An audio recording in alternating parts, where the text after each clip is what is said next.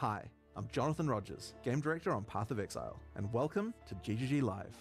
We have massive changes to show you today with Path of Exile Curse of the Oriflame, which is coming out next week on July 25th. Twitch drops are enabled on today's livestream, so you'll be able to claim your Abyssal Soul Shatter rare finisher effect by following the instructions below. Let's not keep you waiting though. Roll the trailer for Path of Exile Curse of the Oriflame. The Oriflame calls us to the sea, to a lost wreck that still draws ghostly breath. A curse down below.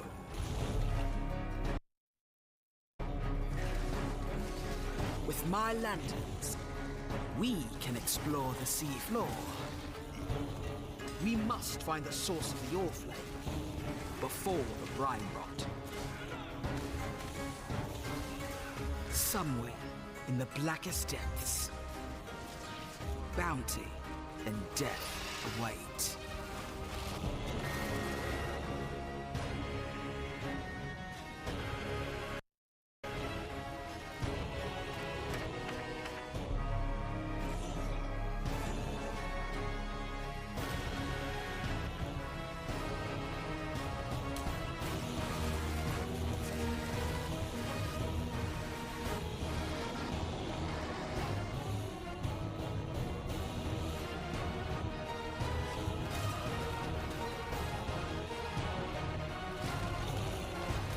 Oh, they look like they got mercenaries.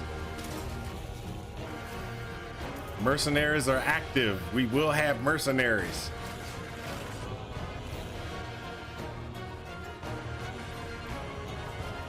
Come find your fortune in the depths of the sea.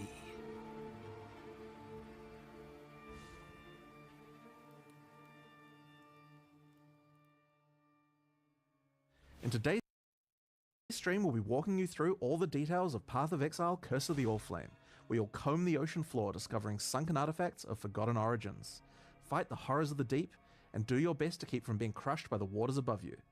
We're revisiting some familiar mechanics to bring new life to systems that have begun, perhaps, to show their age. Abyss and Legion will both be receiving significant upgrades, including a new pinnacle boss for Abyss, and a new chase crafting system for unique items in Legion. In addition to revamps of the existing leagues, though, we're also bringing back some old friends. The mercenaries of Trathus are making their way back to Rayclast. Then we'll explain our new endgame system, where you'll join Kirak in investigating anomalies appearing on the Atlas. After that, we'll discuss the character and skill balance coming in Curse of the Oriflame. Finally, we'll cover our new set of supporter packs, after which we'll have a live Q&A session, where Ziggy D will interview Path of Exile's game director Mark, as well as game designers Octavian and Andrew, answering your questions from Twitch chat. After the livestream, we'll drop the full patch notes at 11 AM NZT. So let's get started. I'll hand things over to Mark to introduce the new league. Hi, I'm Mark Roberts, Game Director on Path of Exile. In Path of Exile Curse of the Oriflame, a long-forgotten mystery has begun to stir beneath Rayclast seas. Hidden in the icy depths lie strange and immensely powerful treasures, waiting for those bold enough to claim them. Meet Valerie, a dangerous Corsair captain who needs boots on the ground and on the seafloor to help her retrieve these treasures and unlock their potential. This is where you come in, to help her find the charts scattered across Rayclast. Then, use those to guide her ship to the patch of brine that holds loot for the taking. In return, you'll get a cut of the profits. These lost charts are guarded by the undead, rival Corsairs, or horrible creatures of the deep. Each of these monster encounters will also have a custom bonus for defeating the enemies. For example, successfully defeating the accursed undead that guard this treasure chest will cause the grateful trapped soul inside to grant you its power, possessing you and granting you ghastly power for the rest of the area. Once a chart is in hand, you'll board the good ship, the Sovereign, Valerie or Val's reappropriated Oriathan naval vessel. Here, Val introduces you to the heart and soul of her ship, quite literally. Vesper, another Pondium native like Val, is bound to this ship, His soul burns with the Allflame's curse, and were his comatose body to be removed from the ship, he would surely die. The silvery apparatus that lines the bows and eaves of the vessel allow him to steer the Sovereign anywhere in Rayclast's waters. Using the chart you've brought, Vesper can navigate to a location so you can scout it for Val, and while doing so, claim whatever treasures there might be. How, though, will you avoid a watery grave once sunk below? Vesper controls a spark of the Allflame, a powerful and mysterious magic, which has been imbued into a number of devices aboard the ship, chief among them the bathysphere. This entirely safe and well-tested contraption of rivets, bolts, and metal will be your ticket beneath the waves to explore and plunder. While scouting the depths, in order to not need an ample supply of air, we're instead going to place Allflame lanterns. These are conduits of the power that keeps Vesper alive and bound to the ship, and give you the temporary safety you need to do that exploring. Without them, you will drown. The first of these is strapped to the bathysphere and activates on landing, rushing the water away to reveal horrifying monstrosities, lost treasures, and a strange luminous coral growing from the corrupted dead in the oceans I was of wondering when Rayclast. that was going to happen. These strange growths are the real reason Val has asked you to plumb these waters, as the coral can be broken down into dead man sulfur. The As fuel many that people keeps died Vesper's in light underwater. burning. As you get to the perimeter of the safety provided by an Allflame lantern, Val will drop more down at your request. There's also an option available to have new lanterns fired automatically for you as soon as you need them, if you prefer speed over fine control. Explore and claim what you can while you can. Lost fortunes of gold, chests of valuables, and lurking threats all lie in wait for you beneath the waves. You might even find the odd lost missive, waylaid on its travel to its intended recipient. But hey, finders keepers, right? Beware though, as Vesper can only power so many lanterns at once, and that power is finite. On placing the last of your lanterns, they will begin, one by one, to flicker and fade, and the creatures of the deep will rush in as they sense the vanishing of the light. You'll have to rush back to the safety of the bathysphere, escaping the cold clutches of creatures that despise the light you bring. You'll want to place every lantern though, as exploring to collect enough Deadman sulfur is the only way to successfully chart the area for the next step, planning a voyage. Val will keep a record of the areas you've charted, storing details in her journals. Once you've charted enough areas, just talk to Val, place your charts on Val's board, connect them together, and create one giant seafloor excursion.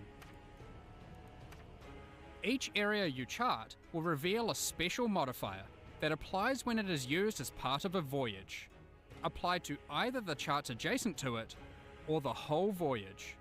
Here are a few examples. This modifier causes all equipment dropped by monsters in adjacent charts to be converted to gold. This modifier will spawn friendly jellyfish alongside every pack of monsters in your voyage, which you will promptly slaughter for extra loot and experience, we're sure. This modifier causes all monsters in adjacent charts to be empowered by wildwood wisps. With 9 positions on your board for charts when constructing a voyage, these can stack up fast.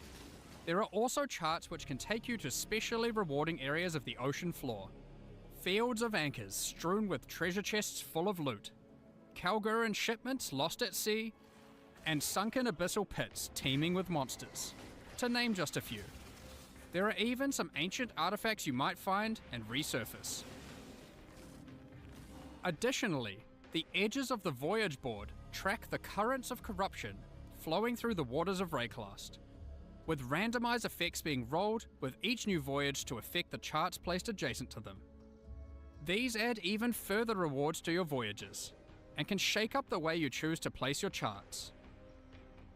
Stack all of that together, and a well-planned voyage, with a bit of luck, can be a very profitable endeavor. But with so much loot to claim, how are you going to get it all to the surface? Val has a solution for just that problem. In each of the charts that comprise your voyage, there will be a capsule waiting for you, sent down by Val which can store about an inventory worth of loot. Stuff these full, send Val a signal, and she will pull it back up to the surface, safe and sound.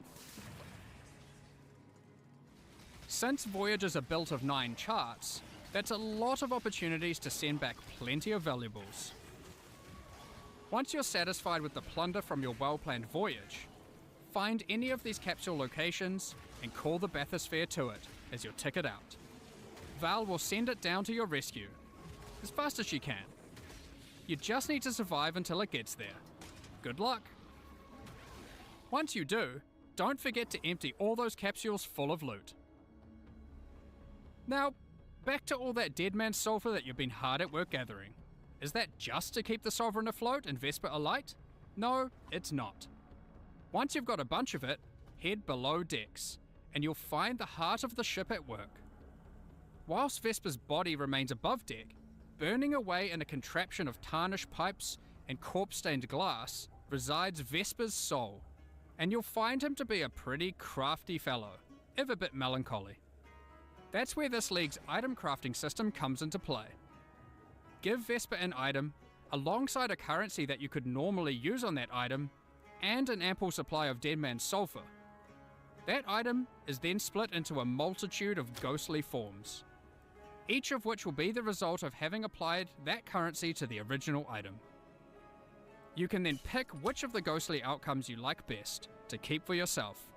The others will go up in smoke, as Vesper can only reify a single outcome. This can be done with almost any crafting step you'd like. Want to see a few outcomes for that influenced exalted orb? Perhaps you've got a particularly expensive fossil combination you want to get maximum value out of.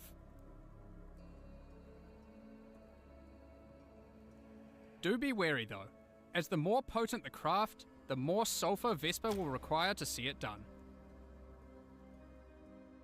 That's not all, however, as the seafloor hides some yet undiscovered potential in the form of rare and valuable ducats. These can be consumed by Vesper to warp and twist items in ways not seen in centuries, such as Kishara's Ducat, which creates 4 ghostly copies of an item, each of which will keep 1 mod from the original, perfect for creating powerful crafting bases. The Gentile's Ducat, which can solve item or gem requirement problems by changing one attribute to another. And Brine Hook's Ducat, with which you can become an emissary of the gods of Rayclast. Who knows what these aspects might do? These Ducats come from special types of charts, so keep an eye out for them on your travels throughout Rayclast. You may even find some that lead you to notably unwelcoming waters. So that covers the new league, and for the first time in Path of Exile, we're finally going under the sea. Some might even say this is the first real boat league. But that's under not the all. sea. Not even close. Under the sea. Next up, we've got an old favorite making a return. The mercenaries of Trathus are once again roaming Rayclast, looking for hapless fools to duel. Mercenaries will start appearing from Act 3 in San. Before beginning a duel, you'll be offered an overview of the mercenary you've encountered. Here, you can see the gear they have equipped and the skills they employ. As per the Trathan Code, you have the right to wager for an item the mercenary is carrying. You'll stake some of your gold, and the duel commences.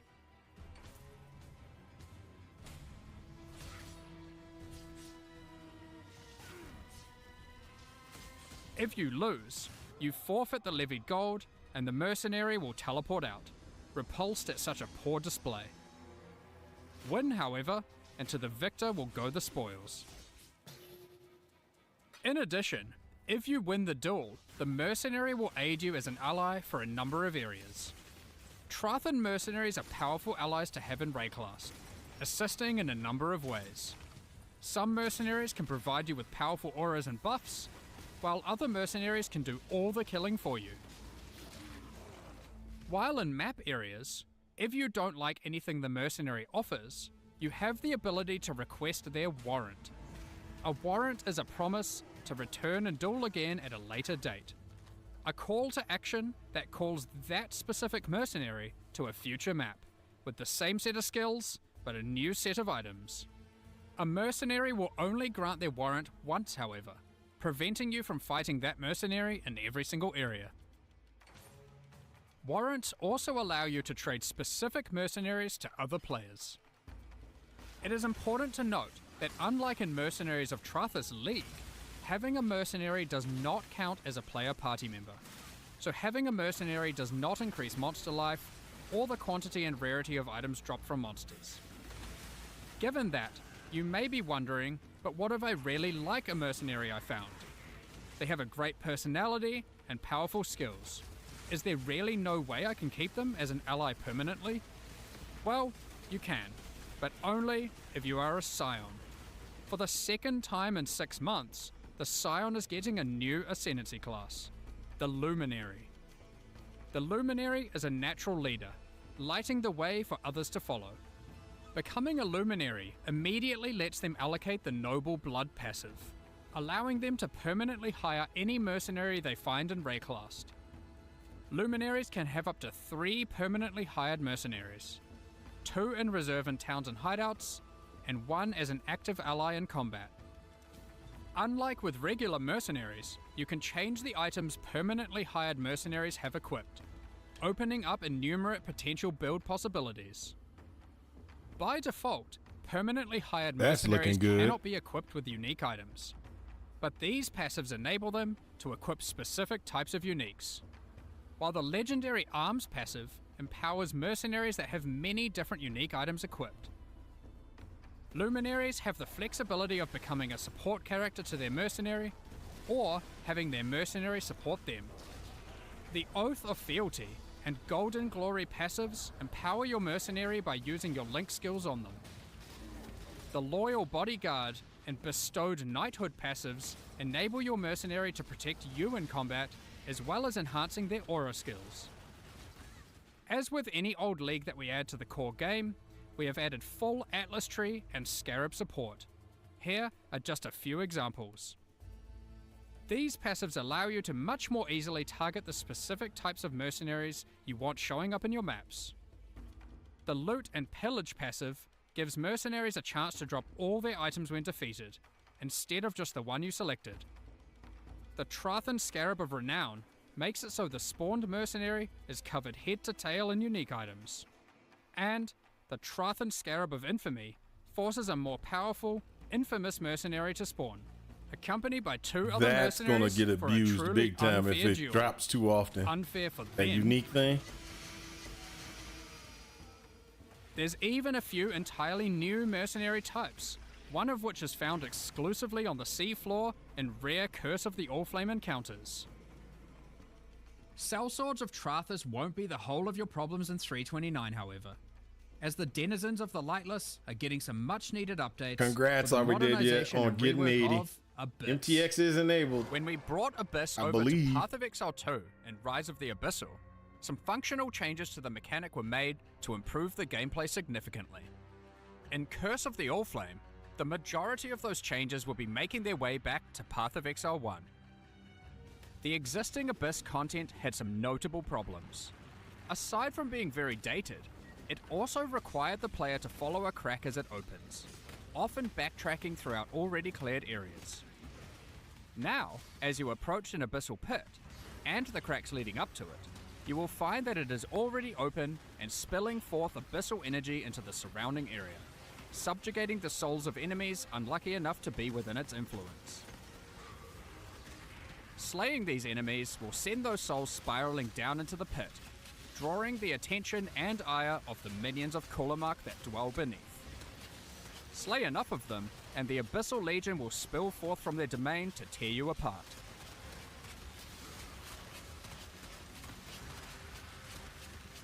The upshot of this rework is twofold.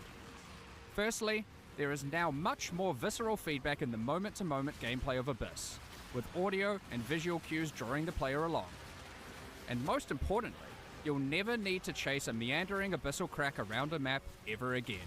No more backtracking. That's a great However, thing. be on your guard. The abyssal minions of Kulamark have some different tricks up their sleeves in PoE 1, and many employ entirely different skills to those of their PoE2 counterparts. To be clear, there are still some aspects of the existing Abyssal system that we will be keeping.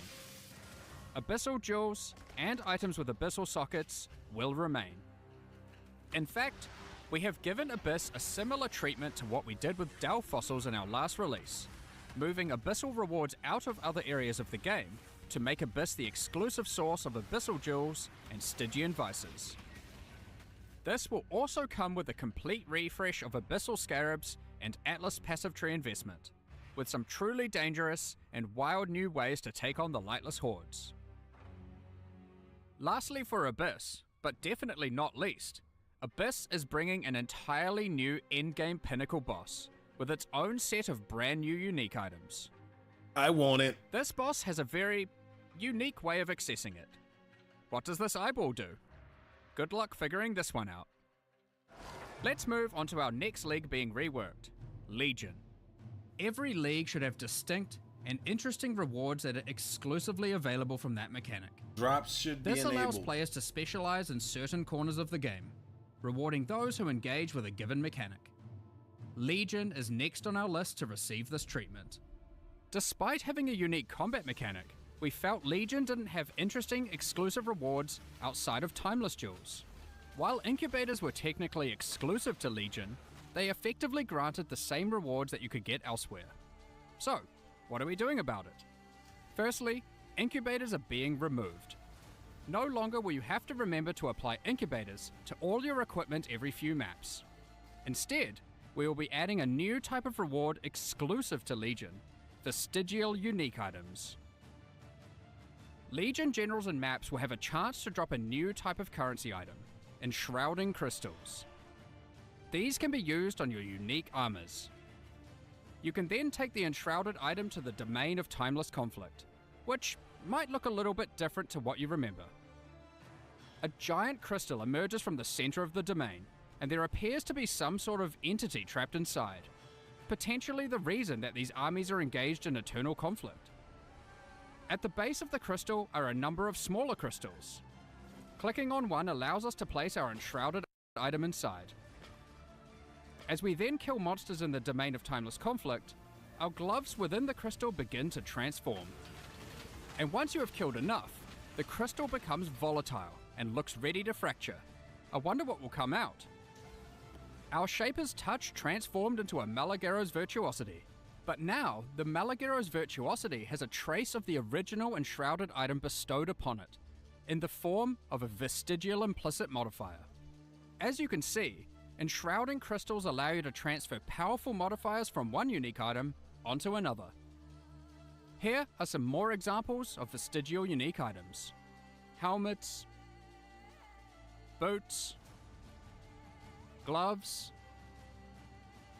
shields, and body armors.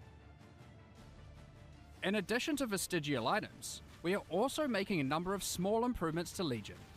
You no longer need to kill every last monster to begin the Legion encounter. Breaking out all the key monsters, chests, and the majority of monsters will be enough to start the combat automatically. No more cheeky single monster hiding in the corner, preventing your encounter from starting. Legion monsters drop fewer splinters, but in larger stack sizes, resulting in fewer clicks in each encounter. Unrelenting timeless emblems have been removed, with regular timeless emblems absorbing many of their effects, causing the domain of timeless conflict to become harder, but more rewarding as you kill monsters. Your reward progress in the domain is now tracked by charging up these small purple crystals, rather than flooding your screen with hundreds of reward icons. The rewards are still the same, just not obscuring your screen with symbols. Talismans were introduced back in 2015, but over the years they've been long neglected and lack a meaningful place or purpose. We are making a number of changes to bring talismans back to relevance. Firstly, talismans are now exclusive rewards from Bestiary. Every red beast has a chance to drop a talisman specific to that beast. For example, the Krashik Croaker can drop the Croaker Talisman. What makes these talismans special? Well, you'll notice a couple of changes compared to old talismans. Firstly, talismans no longer drop corrupted, making them far easier to craft once you find one. Secondly, the special modifiers on talismans are now enchantments, rather than implicits. This means they compete with blight anointments, allowing their effects to be significantly more powerful than before. Here are a few more examples of new talismans. Talisman unique items have all been improved, and now have a chance to drop from all bestiary bosses. Check out the new Eyes of the Great Wolf talisman, which has some crazy possibilities. Oh, that's beautiful. So that is Plus everything one covering maximum the new specters. and reworked League mechanics in 329. Now, that's already quite a lot of endgame content, with mercenaries returning, an upgraded Abyss, Legion's new reward mechanic, and of course, everything the Curse of the Allflame League has to offer. But even with all of that, we're not done. Because what about the Atlas itself? Given Zana's actions to try and destroy it in the last two expansions. Zana's actions are causing the Atlas to become ever more destabilized. Strange locations have begun to manifest on the Atlas, many of which seem to be bleeding over from familiar places in Rayclast. Kerak has labeled these as anomalies. When you complete maps affected by a Voidstone, there is a chance that when you next open your Atlas, an anomaly may manifest. Like this one, the Mana Foyer. Like regular maps on the Atlas, you can select them at your map device, but unlike regular maps, these don't require an item to enter. Hey now, PoE 2 got better in this league. Is the abode of Cadero Perandus. Cadero is willing to offer valuable items in exchange for our gold. If you don't like what is on offer, you can reject it, and he will immediately offer another item. The next offer will cost more gold, but hopefully is much more valuable to you. If you don't have enough gold for the offered item, don't worry. Cadero is happy to wait for you to replenish your coffers. You can return to the area at any time. The anomaly will not disappear from the Atlas until you either purchase an item or reject all his offers. Anomalies are unique in this regard. Unlike other locations on the Atlas, these areas can often be revisited. Let's quickly run through a few of the anomalies that can manifest. Reflecting Mists and the Nameless Seer no longer randomly spawn within maps, but instead now appear in their own anomaly areas. Scrying is no longer the domain of the Nameless Seer, but instead can be done through the new, tradable Scrying Orb. Some anomalies grant a taste of League mechanics you might not normally run, without having to be fully invested into them. For example, this anomaly creates a random, fully revealed heist blueprint wing, with random rogue companions. This anomaly has a version of the Sacred Grove, where the plants have fully taken over. This strongbox seems to have a strange mechanism. Atlas anomalies are unaffected by your Atlas skill tree, and you can't augment them using any fragments. Therefore, they can be run at any time without feeling like they have to be saved for later to maximize the potential rewards. There are many more Atlas anomalies to discover for yourselves, each of them tied to a specific Atlas quadrant. It is therefore worth discovering which ones can spawn in each part of the Atlas, as it may influence what Atlas strategy you wish to pursue. So that is a heap of new challenges to encounter, from the League and the in-game. But you may be asking, what new tools do we have to face these challenges? In 329, we are giving a bit of love to spellcasters, specifically those that cast spells themselves. But first, let's address the elephant in the room that astute players may have noticed. Yes, I'm talking about those socket colors. So, after the better part of 2 decades, in 329, we're making a fairly radical change. No! Sockets, at a basic level, don't have colors anymore. You can now put any colored gem into any socket. Okay, We're doing I like this that. to address a long-running issue for both new and experienced players. I'm sure almost everyone who has played before has run into the issue of finding a notable upgrade and have struggled to find a way to equip it. Maybe you find an amazing body armor, one that would give you a substantial boost to your defenses, but you just can't move your skill or support gems over because the colors of the sockets just don't match, and you didn't luck out with your chromatic orbs. It's not fun when you have to unequip a bunch of skills or supports just to use a better item. This can still happen with the socket numbers and socket links, so it's not like it's just purely trivial, but the colors were just unnecessary, and not only prevented upgrading gear, it limited build experimentation. So, given that, what do the colors on gems with regards to sockets even now mean? Well, the colors on gems for sockets are still relevant, just as an upgrade system. You can still find items with colored sockets, and you can craft them onto items. They are just rarer and more powerful. Most importantly, they don't restrict what can be socketed into them. So how are they more powerful? Well, if you were to find an item with, say, a green socket, you can put a green gem inside of it to get an additional quality bonus to that gem. This allows socket colors to be a purely positive outcome on an item, while not just simplifying the system away. You can also still change the color of sockets on your items using a chromatic orb, which now guarantees at least one red, blue, or green socket. This change will make it easier for everyone to upgrade items and maintain their build, especially while progressing. Speaking of builds and gems, we wanted to make sure we improve some of those, specifically for spellcasters. Let's get into that. Spellcasters have a large number of different skills to choose from, but often many skills play and scale in similar ways. We have done a pass through existing spells, differentiating spell damage types from each other. For example, Shadow's physical spells, like Ethereal Knives and Bladefall, now have a much higher critical strike chance than other spells at the expense of damage. Pure Lightning spells now all have generally higher cast speeds, but they cost more mana per second than other spells. We noticed that some of the Ascendancy classes for Shadow, Witch, and Templar were lacking options for general spellcasting, so we've added a new notable to the Assassin, the Occultist, and the Inquisitor. Assassin!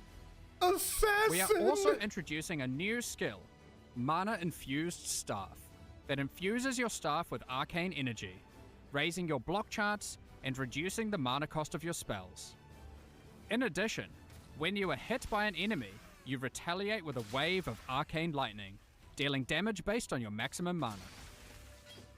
One of the struggles we noticed with certain self-cast archetypes was that they lacked a scaling option in the endgame. In 3.29, we're adding a special new set of exceptional skill gems called Pacts. Each pact is themed around a specific Beyond demon and Lycia. You can make a bargain with these demons to empower your spells, but at what cost, you may ask? Well, these spells don't have a typical cost, but instead cause the player to gain a special affliction debuff. Don't worry too much though, the rewards will be worth it. For example, Pact of Baydat causes many of your different spells to just cause a ruckus, while Pact of Gore is for dot builds. Using this pact will plague your enemies. Just cast it and watch everything around you melt. I wonder what Pact of Lycia and Pact of Katash do. Thanks for the subscription. We won't go into the specifics of all the balance changes we are making here, but there are many more caster improvements, including buffs to specific spells and supports, buffs to caster unique items, as well as more and better ways to solve mana. Check out the patch notes later for all the details. Next up, we're going to be talking about the new supporter packs for Curse of the Allflame. Today, we're launching 2 new series of supporter packs, the Plague and Remedis packs. Each tier contains the pack's full face value in points, alongside several exclusive microtransactions. As always, the microtransactions in these packs are purely cosmetic and do not affect your character's power or progression in any way. The Plague series of supporter packs contains 7 exclusive microtransactions. Equipping the Plague weapon skin replaces the default appearance of your staff, sword, mace, or shield with a weapon that has been submerged in corrosive toxins. The Plague Rat Pet is the result of a nefarious experiment. When a unique enemy is nearby, it faints as a defensive mechanism to protect its fragile body so it can continue to spread disease. The metal of the Plague Bearer armor set has corroded, and the cloth has begun to disintegrate from being exposed to such toxic elements. It includes the Plague Bearer back attachment, which spreads disease across the ground in town areas, maximizing the chance of infection. A diseased swarm infects your weapon when using the Plague Bearer weapon effect. Use it alongside the Erupting Pustule's rare finisher effect to spread vile and devastating disease to monsters you kill. Activating the Plague Wraith map device causes the plagued energy to flow from the chained being. Given the goal of spreading such illness is to end the lives of as many as possible, the map device tracks kills in kind, showing you the number of enemies killed in each map, sorted by rarity. Feel free to even pin the count of enemies slain in a map to the leaderboard at your leisure. Pair it with the Putrefying Portal to fully immerse yourself in the Plague Propagator experience. Both the map device and the portal emit such a potent putrefaction that even the birds flying overhead cannot survive, as they plummet to the ground around it. The Remedis Pack series also contains 7 exclusive microtransactions. The Remedis weapon skin changes the appearance of your staff, wand, scepter, or shield, with relics once used by the Order of the Remedis Knights against the plague. The Medi Roa pet is kitted out with all the supplies necessary for healing in remote locations. Strangely, these Roas seem to have a particular fondness for goblin meat. The Remedis Knight armor set is bestowed upon those tasked with traveling through Rayclast to purge the sick of their diseases. The matching back attachment cleanses the disease left behind on the ground in town areas by the Plague Bearer back attachment. It's an important job of a Remedis Knight to not let disease take over. Help by doing your part. The Remedis Knight weapon effect funnels the divine power of purification into your weapon. Return to the Saints' End Monastery hideout to recuperate from your purifying duties. Once a thriving center for curing ailments, this monastery has slowly wasted away while lying unused. If you're feeling brave enough, it has a there's even a hideout platform to dive into the purifying waters below before washing back up at the base of the hideout. Last, but not least, use the Reservoir of Benediction Affinity Stash to store all of your elixirs. This stash opens to your stash tab with the Flask Affinity set. Additionally, all microtransactions from the supporter packs are available for use in Path of Exile 2. We're looking forward to seeing which of you choose to become the plague and spread disease across Rayclast, or those who wish to fight against it by becoming a Remedis Knight. Thank you so much for your ongoing support. We're just about to start the Q&A with Ziggy D. Afterwards, we'll post the full patch notes for Path of Exile, Curse of the Orflame, at 11 AM New Zealand time, 4 PM Pacific. With release at the end of next week, our community team will be posting crucial information you'll need for the release. Keep an eye on the news. Okay, so what that seems like, just FYI for me, for everybody, I will be able to do the patch note thing tonight because that'll be after work time for me.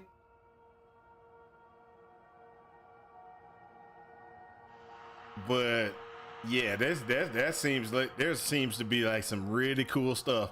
I said I was gonna do Assassin in the chat earlier. I think I told are we dead yet? I'm gonna start the league with an Assassin. I'm buying the Plague outfit. I'm going straight Assassin using ethereal knives, and that's the way to go. Casting ethereal knives in a circle, just poisoning everything, using all the plague stuff, and that's gonna be nice. Oh, so are we dead yet? Just did ask what type of assassin I'm going. Ethereal knives. I'm casting. I'm gonna be a caster. Ethereal knives.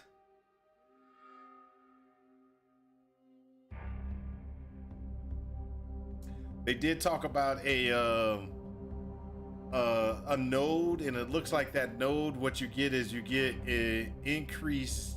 There's like less crit chance, but increased damage output for spells.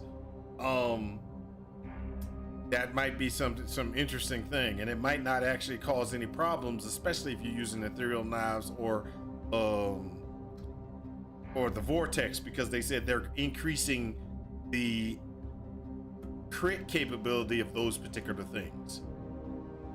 Oh man, I can't wait. All right, I got to get back to work. I got another hour before I have to get I have another hour of work before I can stop and really do, you know, this type of stuff and talk to you guys.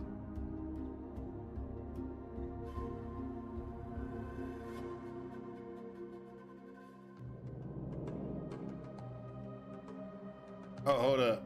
Am I supposed to go to another thing to go see Ziggy D, or is it do they come on directly from here?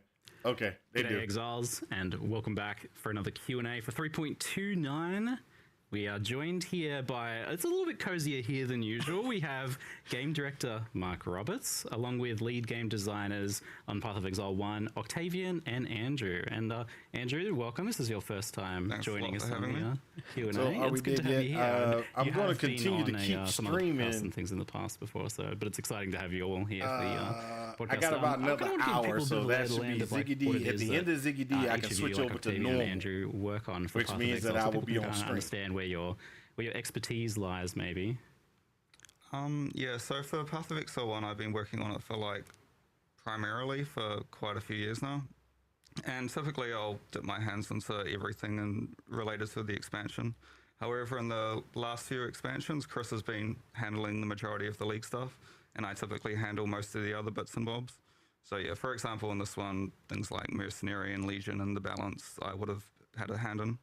Yeah, and you certainly did a lot on the balance side of things. It looks like you did 150 skills or something. When the patch notes come out, you'll see the changes there. So It's a lot. that's a later nuke. So, And what about for you, Octavian? What do you kind of focus on for people who are not familiar?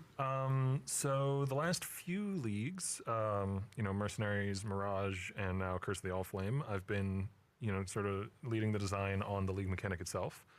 And then basically wherever else I'm needed. So this time around, I did the new Abyss Pinnacle boss. So you can blame me if he kills you. I did a bunch of new uniques. Some transfigured skills that'll be in the patch, because that's a pet project of mine. I really like transfigured skills, and probably some other stuff I'm forgetting. But yeah, I mean, mostly the league this time. It's a chunky one. Yeah. I mean, that was where I was originally planning on starting, was like talking about Curse of the Allflame, where we collect chat's questions and then dive into some of the other things: Mirage, Abyss, Legion, balance crafting. There's a lot of things to talk about today, but obviously the biggest news is the socket color change.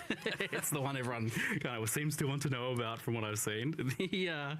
It's a weird one, because it's such a long-standing tradition, and there is I felt like the initial I feel like I should be mad or something, but I was like, but I'm not. I'm curious, how did this one come about after being unchanged for so long? We actually discussed this change on Mirage launch day. So Okay. often on just to give some history to it. So on launch day, when there isn't a burning fire, Nice. we're all sitting there designing okay, what are we doing next? What are we starting on Monday? I know people think we have a long plan ahead. We don't. Launch day is when we design the next set of content. And a thing that we decided is we worry the message now is that PoE 2 is for the new audience and PoE 1's for the existing audience only. And it is obviously for the existing audience, obviously. But we also want to make sure we're bringing in new players. And we want to make sure that that audience is growing. Because if you aren't growing the audience, it's only got one way to go, right? Right. That's down. Now, hopefully, you can... It'd be naive to assume it can just sustain the exact same numbers forever with the exact same players, right? People do eventually move on. Yeah. Whatever. So we want the audience to grow. And so when we actually go and look, or when we were discussing this in Mirage, we're like, let's actually think, why are people, getting into the game and then stopping playing? What are the points of friction and where we're losing the audience? And sockets is a huge one. Now, we had already discussed this for PoE 2, because PoE 2 removed skill gems off gear, right? Yeah. So we kind of already were a bit educated in this, and we're like, but the line we drew, some people were like, why not remove them entirely off the gear, like you did with PoE 2? But I would say I feel this way, and a number of people feel this way when first playing PoE 1, what, fifth, sixth, whatever, long time ago. A decade and a half ago. There were two things about the game that really caught me and my group of friends and propagated along, and maybe you guys feel the same way, I'm not sure, which was I opened the passive tree and fell in love, and I also was like, holy, skills are in your gear and the links are in your gear. That's awesome. That's so, the innovation behind that is so cool. So not wanting to lose the skills and sockets in gear in PoE 1, I think is, it's a personal line, sure, but I think a lot of people share it, of not wanting to lose that entirely, but also it doesn't need to be having so many layers of friction. And so obviously you got the numbers, you got the links, and then you got the colors. And often what we're finding is that, sure, seasoned players, veterans, they work around it, sure. But, or honestly, they don't even necessarily, I talk about the gear upgrades, sometimes you don't even need the gear upgrades. You can just, once you know what you're doing, you know what you're doing. But yeah, we're finding a lot of players early game who are struggling, who are trying to get those gear upgrades, just can't. And often it's because of the colors. Yeah. And so we're like, well, we want to remove that friction, but also we don't want to just like simplify it down to nothing, because we still want in-game players to have an access of itemization that's important. And so we're like, we still want the colors to come in. We still want it to be important for upgrading your gear. We want it to be a chase end-game thing players can do. And we honestly think that this hits both of those, and it now allows a lot of people to get into the game easier, make upgrades of their gear without going, I don't know what to do. Like my gear's been the same since level 3 because I can't replace this, or like one piece of gear or another piece of gear. And because they don't want to break their links or their skills or their support. So yeah, honestly, that's where it came about. And but the broader discussion is like, we need to get people in the door. We need to get people to stop quitting. And we need to have, like, when they get overwhelmed and they're like, I don't know what to do, it feels complicated. And this was part of that. So, I wouldn't expect this to be the last change along that axis of us going, let's remove these barriers of entry. In the future we want to make more. But yeah, honestly, I think, generally speaking, almost everyone internally has been pretty positive, but everyone has that, whoa, you're changing this sacred thing. And even we had it. When we were in the room, we're like, oh, are we doing this? Are we allowed to do this? What, do we need to... hold on, do we need to call a council of the founders here? Like, what are we supposed to do here? Like, can we make this change? That basically did happen. Yeah. Like, you guys called around to some of the other people. Yes, we did. Yes. So it was, even we were like, are we allowed? But then also I think it is really important that we can reassess these fundamentals and actually go and say, nah, this needs to change. Now, hopefully it's amazing, and hopefully everyone finds it to have less friction and late game get better itemization and all of that. But these things, if they don't quite land, we're always just going to make another iteration and change it. That's what we do. I was like, so I've done a playthrough of the campaign while here, and I with this in particular, because I had that feeling like, oh, it's so sacred and so ancient. I feel like I was coming at it from an angle of being hypercritical, looking for any potential issues with it, but it felt like it was just so much easier to change gear and swap my gear around. Like, ultimately, that's the thing. You talk about this for a lot for new players, but I see this as like a huge win for long-term players, because playing a game for over a decade, you start to notice these kind of points of exhaustion is kind of what I think of them as, where True. You're like, oh, this just grinds me down a little bit each week. That is something I did. It was intended for a newer audience, but 100% all the feedback from Alpha, from internal, our designers and QA generally has been like, hell yeah. It just makes the campaign smoother. I'm using a greater variety of gear. I'm upgrading my gear more often. It feels good. And the quality one surprised me a bit, because that is actually like you don't usually interact with quality at all in the campaign. You're not going to get any GCPs until end game, right? But that I was actually kind of looking at the quality on my gems, and I was like, oh, this really benefits from that. I'm getting an extra spark on my spark while I'm leveling, and that felt like actually a pretty fun thing to engage with, and getting one socket color here and there felt like a meaningful thing. So it worked out really nicely as an axis for still rewarding getting some of the correct colors. Yeah. Because quality innately is much more powerful on your active skill than it is your support gem. Yeah. So it's kind of okay if you only have a few of the colors, because you put your strongest skill in the you put your strongest gem in your links, which is your active skill, into the color that it matches. And then it's nice to get the other colors correct, but getting the other colors correct is like 5% increased damage, whereas getting the one color you really need correct, which is quite easy to do, is potentially an extra projectile or 10% more damage or something like that. Yeah, every time a chrome dropped, I was looking for a good base to drop that on, so that I could chuck my spark gem or something else in there. It has the added bonus of there's another currency that's like, it's not like a divine orb level ding when you drop it, but it's nice to see. You're excited to see a chromatic now and then. Yeah, it was kind of funny that like chromatic went from being like less valuable than jewelers and fusings to being the most value out of those now.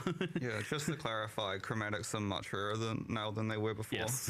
I won't say exactly how rare they are, but we've made changes to, like, for example, if you vendor a 6-socket item that has chromatic colors, you won't get 7 jeweler orbs, you'll get a chromatic orb instead. Oh, I was wondering if there was some sort of recipe. I thought you guys might keep it secret or something. Oh no, that's the existing chromatic recipe. That still works. Okay. But it has higher priority than the jeweler's Our list of recipes, if it meets 2 conditions, there's always it has an order of precedence, so we moved the chromatic above the Because jewelers. it's more valuable Yes, now. I see, that makes sense. Did you guys have to mess with quality at all now that there's going to be kind of 30% is just going to be somewhat wildly available now? Like, does that break anything? No, it is basically a bit power creepy, but Yeah.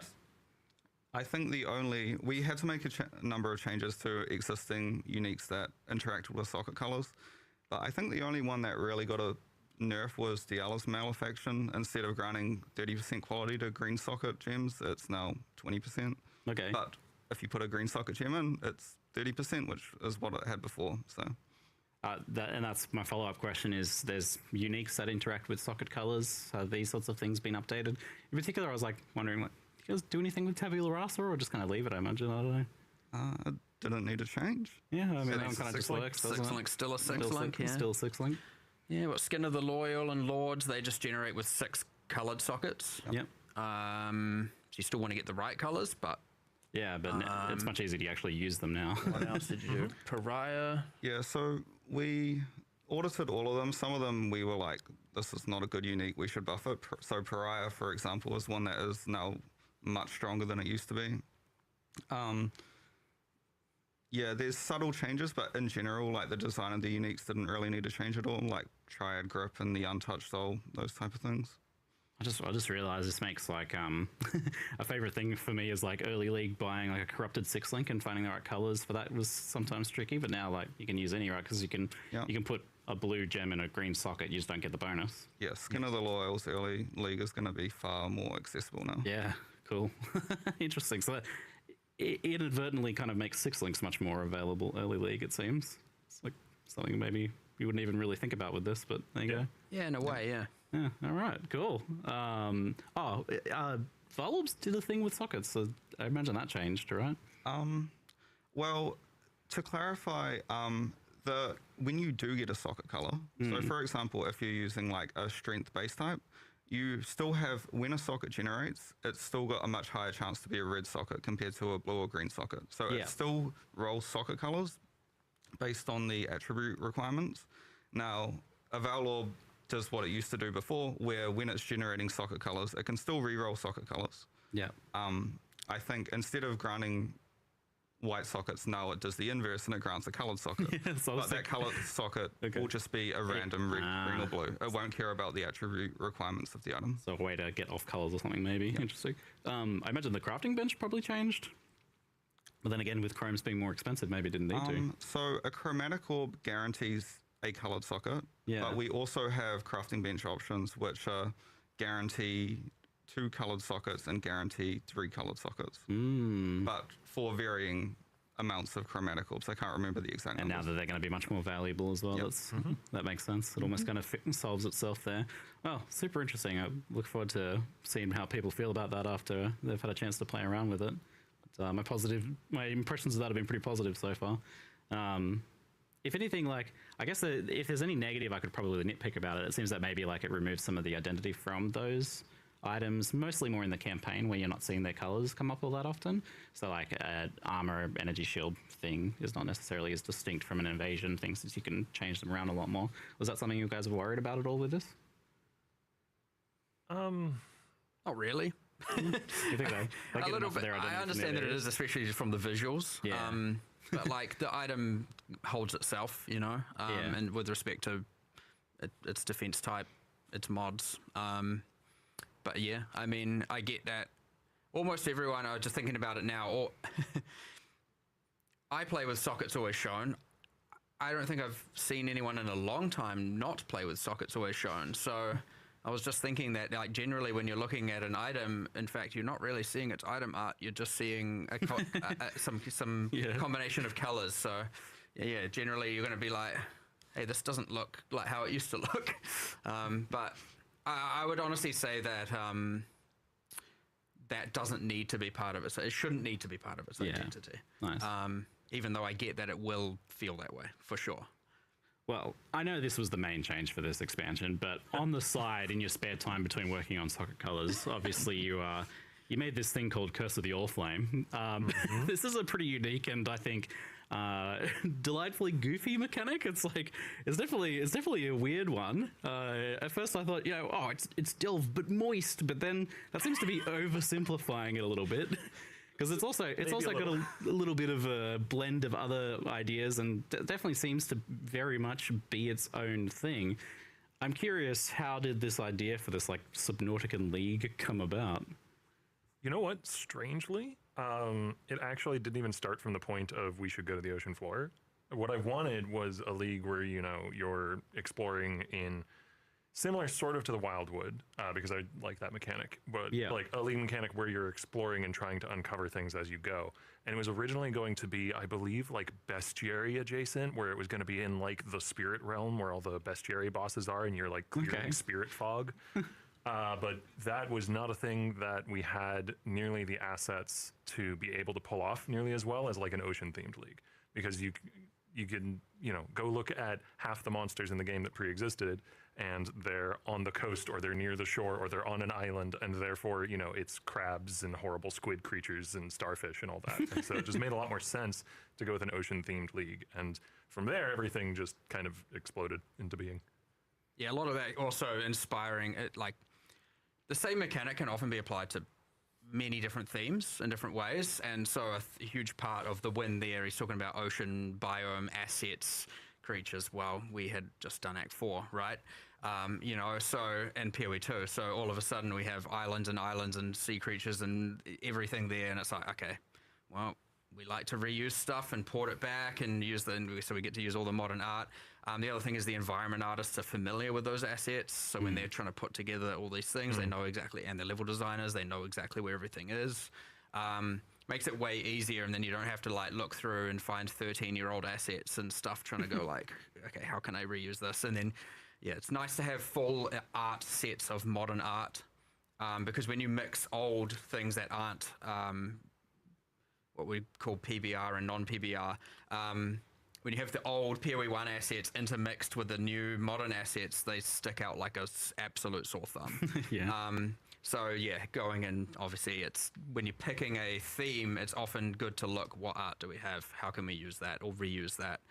Because then you get to make a hell of a lot more content for significantly less cost. So that's kind of what helped inspire it, because we also like, I was like, and he doesn't necessarily know what's being made for PoE 2, and that's like where I'm kind of the bridge, and I'm like, yeah, because you're fully on PoE 1. Yes. Yep. and he's like, well, what monsters? And I'm like, oh, well, let me give you that. And it was just like massive list. I'm like, go to this area, go to this area, go to this area, go to any of these will work.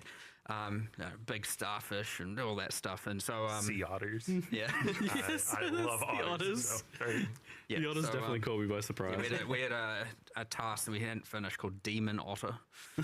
Yep. Yeah. You didn't even point me at that. I went and found that one. Yeah. I felt slightly bad blowing up the otters. They're kind of cute. Well, you can get one as a pet from the upcoming mystery There you box. go. I feel like I'm like, how did you find that? Are you just going into our issue tracker and typing otter every 3 days and like waiting for something to appear? It's like, I refresh the issue tracker at the start of each day because I'm curious what's being worked on, and I saw otter like years ago, Control F otter. and it stuck in my head. He's got a script that just checks for him every day and alerts him, pings in the moment it goes in. Hundreds of these things getting made per day. It's like kind of to just know to search for that is like really weird. So I don't know. I'm sus. So, I mean, so you had some assets for it, but also like if you'd done the Wildwood Einhari sort of thing, thank you for not doing that. I feel like the true boat league has to have combat on a boat. We're gonna have some boarding actions or something, like some boat to boat cannons and blowing up. Access, yeah. Isn't it a town area? I guess you can't like spawn specters or anything. And in the Deepwater hub. Sorry, Deepwater was the working name. In the Curse of the All-Flame hub area on the Sovereign. You can drop items on the floor on the boat. It is technically a combat area, so you could, in theory, spawn specters there if you wanted to. Shoot projectiles out to sea. Yeah. I guess you can. I guess. Sorry, but it was mentioned though, like, does this also count? The same question could be asked of fishing. Does this count as fishing if you're on the ocean floor killing fish? Does that count as fishing? And does this tread on the toes of the existing fishing mechanics, obviously, as well? You would have had to have considered that. Did you confer with the fishing team when you were? I think that going down and killing fish is not fishing. I think that's... But what if you're holding a spear, though? Oh, but we don't have spears, so it doesn't matter. Perfect. Problem solved. So you're basically saying like dynamite fishing doesn't count as fishing then, for sure. It's 100% cheating. It is important for us to clear up this because, like, we need to always be just almost delivering boat leagues, but not quite delivering boat leagues. So I just wanted to make sure we succeeded in our goals here. There's this like grand plot of stringing along the PoE community for as long as possible for a boat league. Is like, that's true. When I pitched the re-theme, Mark was very cautious. You know, like, we don't want to give him too much. We got to keep him coming back for the next potential boat league. I see what's going on here. Yeah, it's like there's this tick box of league must have boat, and then indented boat must not move. You know. Okay. No. All right. Anyway. Anyway, so this is a pretty big change from Mirage, which was in map and heavily intersected with like all of the existing mechanics. This is the complete opposite. This is a mostly out of map mechanic, and it's not required for you to understand how it intersects with other mechanics. Is it? I imagine there's like a good reason to kind of like alternate between the two almost as well. Yeah. So one of the benefits of Curse of the All-Flame is that it's a very straightforward theme to understand. It's something that, you don't really need to have a lot of grounding in the all of the minutia of Path of Exile to be able to understand, go to ocean floor and find treasure in a submersible. That's just a cool concept, whether you are, a PoE veteran or not. And it's also just kind of me liking to jump between things and work on very different concepts. Like, I can't say any specifics, but we already do have a very rough plan for what 3.30 will be, and it's going to go in a completely different direction as well. So I don't know. I just have a lot of ideas that go all over the place, and I Good. Good. we like to alternate these things, right? Yeah. Like often out of league, out of map leagues are, they have room to be a bit more immersive. They have there's a whole world there. Yeah. Integrating things into map constrains what they can be, right? Yeah. Like having a pocket of ocean in a desert gets a bit weird, So certain things can work, certain things can't. I mean, in the same sense that kind of having a desert as Mirage in an oceany biome can feel more like a forest biome can feel a bit weird, it allows you to create a more immersive world, submersive world. I see what you did. Submersive, immersive. I don't know. I'm silly. There are some lessons that have been taken from previous out of league mechanics, where obviously the biggest one is that the Atlas tree is this method of investment that can, lead to in Atlas content being able to be juiced to the gills, so to speak. Yeah. And we need a system that's, at least in, what's the word I'm looking for here? In analog to that. Yeah. And that's kind of the voyage system, which we can get into in specifics a little bit later, but it's got multiple axes through which you can juice the content that you're doing to get, some quite rewarding voyages. And it's kind of meant to be the one-to-one allegory to that. Analog. Yes. Yeah. That was going to be one of my follow-up questions is because you have so many axes to juice things in maps, how do you make sure that something like this has a nice long tail to it? That is something you can get as invested in. So this has like some nice ways for you to be able to juice it. And I mean, one of the other things is we have much more gradation in the level scaling. This is maybe getting too into the weeds, but like the mods that can roll on charts, there's a whole tier of the highest tier of rewarding mods that can only show up on I-83, I-84 charts. Oh, okay, cool. So if you are at the end game, then you get access to like even more rewarding, both charting and voyaging. And then there's some border mods that can only roll at the super high levels as well. And then, those border mods can amplify with the chart mods, can amplify with the adjacency mods, can amplify with the chart locations, which I'm getting too into the weeds now because we haven't really discussed any of that. But I like, I'm a PoE1 player at heart. I like lots of axes that all intersect and overlap and turn into a crazy encounter. Yep. And when you make something like this that is out of maps, there is like, I feel like you guys expect and fully kind of know ahead of time that, this is going to be more divisive than something that is in maps typically, right? Like this is something that is for the players that are going to love it, is kind of the way that I view it. It's like some people are going to be like, oh, this is my life now, like the people who just delve every league.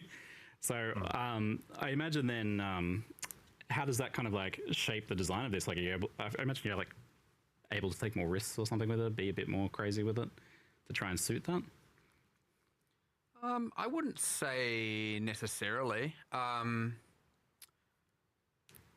Honestly, the way it generally comes apart is we're just like, that sounds like a cool idea, let's go with it. We don't really even think about the like overall risk and reward. Like we just imagine a lot of like, we would enjoy it. We imagine a lot of people would enjoy it. And yes, we definitely understand it's going to be more divisive. And that's why we make sure we alternate these types of leagues, or at least we thoroughly try to. And as said, 330 will be an in-area mechanic in map. One of the other things that I'm definitely making sure is the case in 330 is there will not be a loading screen to do the league mechanic. I like Mirage, I like Allflame, but they have both now, to go to the hub area for Allflame, you need a loading screen because obviously it's out of map. And then Mirage needed one too, which was unfortunate. To be clear, charts are fully tradable. Yep. You don't have to run them, you just stockpile them. Right, and then go, like you can do days of mapping and then go do days of charting. The crafting system's kind of crazy, powerful. But we won't be nerfing it. A way that it can be thought about is you get in Hinakora's locks. Yes. Why do you have to put it like that? You make me nervous. Because that's what it is. So there is a very, very strong motivation to do it. And hopefully people were like, hell yeah, feels good doing it because of that. But we like to, even when we do out of area, in this case, it's not like you find it, you have to do it. You can find it, you run it later at your leisure, right? So you don't have to break your mapping flow all the time. Get the chart, move on, map, and then maybe start the next day with, let me go do a bunch of charts, do a bunch of voyages, right? Like, that's fully at your leisure. You can... that's generally how people play, and it's generally how I play. Alpha, we're seeing the same thing. It's like, just, you have those people who might want to chart as they find them. You might have people who are like, okay, get to end of Act 1, do a bunch, just talking about a campaign. And having the freedom to be able to do all of that is pretty critical for the out-of-area leagues, I'd say. Yeah, it seems like it's very free for you to determine your flow about how you engage with this. And for the map blasters then, who maybe like, I don't really want to go do the charting and stuff too much, it has something for you in maps as well. Like I think that's easy to miss. I mean, obviously the bulk of the mechanic is the undersea exploration, but there are 3 different encounters you can find in maps that are what grant the charts. And importantly, I wanted each of them to feel like they were, worth engaging with, even if you didn't want the chart. So there's the Cursed Treasure Chest, which we showed in the live stream, that possesses you with a random tormented spirit That's when fun. you complete it. That's a fun one. I like for the rest of the instance. There's a Brine Rot Pirate one, and when you complete that, you get a buff that gives you a chance for any gold you find for the rest of the instance to be duplicated when it drops. And there's the Crab Nest, and when you defeat the Crab Nest, whenever you kill rare and unique monsters for the rest of the instance, you spawn crabs. You spawn crabs. Which may not sound useful, but it's very good in Beyond maps. It's a bunch of extra crabs popping out as you do it. And I mean, more monsters popping out of monsters is definitely some people's jam for sure. Crabs. Lots of crabs. Oh man, there's a crab themed unique that we're going to show hosts in a teaser that I'm really excited for people to see. I'm sorry, I'm just baiting people by bringing that up. It'll be soon. What's this thing? I got to make sure to equip the crab armor set. play this league. Oh yeah, That's my- for sure. It's got to be done. Yeah, I saw some pretty cool looking uniques there, but we can leave those for your teasers and stuff because there's some pretty. You're definitely pushing what uniques can be in Path of Exile 1, I think, a bit, which is exciting to see. But you mentioned this like the crafting system. How does the reward structure for this mechanic works outside of maps in the actual charting and voyaging? Do certain charts have like certain reward types? Are you able to target farm specific things? So again, this is another point where I wanted to make sure there were multiple axes. So there's the Dead Man's Sulfur, which is the coral green glowing stuff that's in every single chart and voyage that you do. Yep. And that's the fuel for powering the new crafting system. And that is fully tradable. So that's like the baseline. This mechanic just rewards this all the time. And then there are special charts that you can find that lead to special things on the ocean floor that can give, any number of, arbitrary rewards, whatever we decide. So there's one that just has tons of chests of currency, which I'm sure people will like. There's one that spawns, as you saw in the live stream, a new kind of mercenary that you can only get from that room. There's one that leads to the, the new boss of the league. There's probably a bunch that I'm forgetting. There's a dozen to 24 of those at least, and we do have some that might not make it into the patch, and we would put in a week later if they don't. So there might even be more coming soon after launch.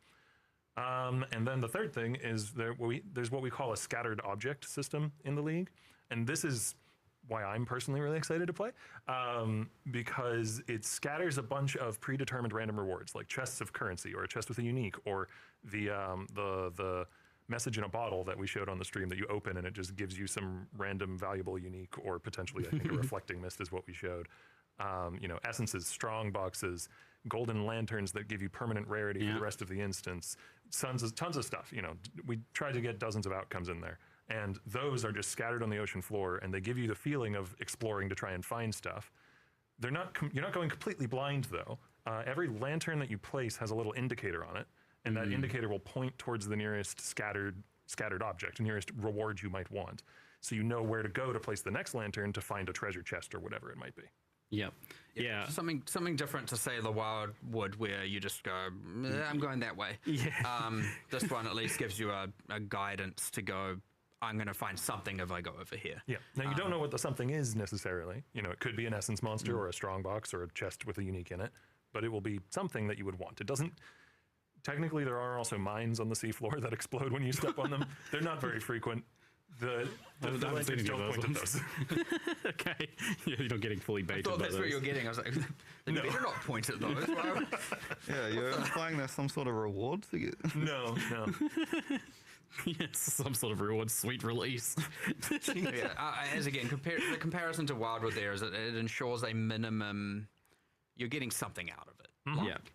As long as you follow it, as opposed to like placement of lanterns, you're like, I just RNG'd and got nothing. I mean, for me, it's the most addicting part of the league. Like, I love going in and, you can do a chart in like a minute, maybe two, depending on how fast your build is. They're really fast. They're quite quick. Yeah. And so you go in, you find 2-3 chests, and then you rush back out, and you do it again, and then suddenly an hour, 2 hours, 3 hours has gone by. Yeah, and I very much noted and appreciated that you did the week 1 quality of life patch before release with the auto placing of lanterns if you want. So you can manually place them, or you can just run into the water and it that was done months ago. That was done well before release. We're trying to do that though every league. Like always think, okay, what are people going to ask for on day 1, day 2, day 3, or week 1? What do they need? And like, let's get ahead of it and do it now. We don't catch everything, but Yeah, you can't do an extent, can you? Yes, but you're definitely getting better at that, though. Has it been a bit tricky to kind of get the feel of this right? Like, so you've got this thing where you're like pushing these lanterns out, and then you've got the bubble collapsing thing for the extraction as well. Like, it seems like a challenging thing to kind of get the feel for that right. Yeah, I mean, it's had a lot of iteration. The collapsing part, I do want to specify because, it's something that comes up a lot in conversations I've had with, journalists and people at the office and all that. The lanterns will never start just randomly collapsing on you. Like, yes. you know when they are going to begin to collapse, because they only begin to collapse after you place your last lantern. Yeah, it's not like flares and delve. Yeah. Like, so that's you have distinction. You have infinite time to explore the areas that you've placed lanterns in until you place your last one, and then you have to get back to the bathysphere. Yeah, and it's not really like a rush clear speedy mechanic ultimately. Like you can, you can do it fast. You can go fast, but it's not like like I said, people on alpha generally are doing a chart in like a minute or less. But Pretty forgiving. Yeah, Like, which it kind of has to be, right? Like, if it is, if it's overwhelming for any of us, we've probably got the balance wrong. Because someone's going to come into the game and just be like, I don't know what to do. Like, it is a thing where, you know, rewatching the live stream, I'm like, oh yeah, I could see people being worried about just drowning all the time. No. And Drowning is not meant to be a significant part of the mechanic. If you're dying in the all flame encounters, I would hope that you're dying to the monsters, and not to drowning. And that is generally the case whenever, you know, I've died when playtesting, and also when I've seen, you know, players playing on alpha and stuff. Drowning is really, it really only ever happens if you are being like playing real dangerous and like, you know, trying to go out far into the water to try and get a chest or something, which is part of why we have those lanterns pointing at things, so you know where to place a lantern to get the chest, in order so you don't have to be trying to do like rippy dangerous stuff by going out into the water a whole ton. you'd have to have a serious panic, which to drown is what my perception. Like when I'm like, how would someone drown to this? But it will happen, I'm sure. But I think you'd have to be having a little miniature crisis in order to have that happen, I'd say. I feel like you'll do it once and then you'll learn from it. But if you're a hardcore player, I guess you'll lose one character and then... I only drowned once, and I was like, oh, it was kind of, that was a bit silly. I won't do that again. That seems like something to learn from. There seems like there could be a bit of a risk of backtracking with this. Like, people don't really, you know, enjoy long backtracking. But I noticed with the charts, you can kind of a lot of the time you're placing your things in a circle, so you're not really backtracking so much. You end up where you started anyway. But with the voyages, there might be some backtracking, or maybe not, depending. So I feel I don't want to sound like I'm overemphasizing this too much, but the charts are quite small. Like by the time you've placed all, you get 7 lanterns once you upgrade your lantern count. By the time you've placed all 7 lanterns, you are maybe a couple screens away from where you started, maybe a little bit further than that if you go out in a full straight line. So the charts are meant to be like really bite-sized encounters. So like there is technically a small amount of backtracking there, but that is with monsters spawning as you're going back, and it's a couple screens worth. There's a big difference between combatless backtracking and just... Yeah, you're fighting monsters as the bubbles are collapsing around you. It's like it's an actual kind of exciting gameplay thing, and it's not even necessarily always the case. I noticed, because in the voyage sometimes you're extracting basically where you are as you're leaving. Yeah, so the voyages, they're built out of 9 different charts that you kind of stitch together, and each of them at their center has a place where you can leave. So you don't have to backtrack to where you started in a voyage. That would be insane and terrible. You get to leave at each of these individual chart locations, and like I said, the charts are relatively bite-sized, so that means you're never really more than, say, a screen and a half distance away from a place where you could leave when you want to go. Yeah. Awesome. So this all flame crafting, how did you arrive at giving players like 4 Hinakora locks per craft as your crafting system for this league? Well, actually, originally it was going to be similar. I want to say similar to Harvest. I don't want players to interpret that as like, you know, similar in power level. It may or may not be. But I mean similar mechanically, as in list of specific bespoke crafts that you can do for list of specific costs of that craft. Yeah. But the problem with that is it was just too similar to things we've done in the past. You know, it is essentially Harvest, but wet. And that's not, we had actually gotten relatively far along in the development of that, and I was just like, this is lame. We shouldn't do the same thing again. Yeah. And so, the idea for the all flame crafting splitting into different forms came from the fact that originally we were using the terms all flame and ghost flame kind of interchangeably in development, and ghost stuff gave me the idea of what if you split into multiple ghostly versions of the item, and what would that mean? Okay, all right. So it kind of came theme first, mechanic second. It's thematically real cool. Yeah, I remember when you came to me and you're like, yeah, this crafting system sucks, we need a new one, and then you had a pitch, and I was like, this is a good thing. Like, yeah. some people get very caught up in their original designs and just try and see it through no matter what, and you just you go down into a vortex. You're in too deep, and yeah. you're like, oh, loss aversion kicks in, and like to be able to, as a designer, to be able to just be like, nah, gone, starting again, even if you're like 3/4 into the cycle, if that's what's best, that's what's best. And most people fail at being able to do this. So it's like, Nice.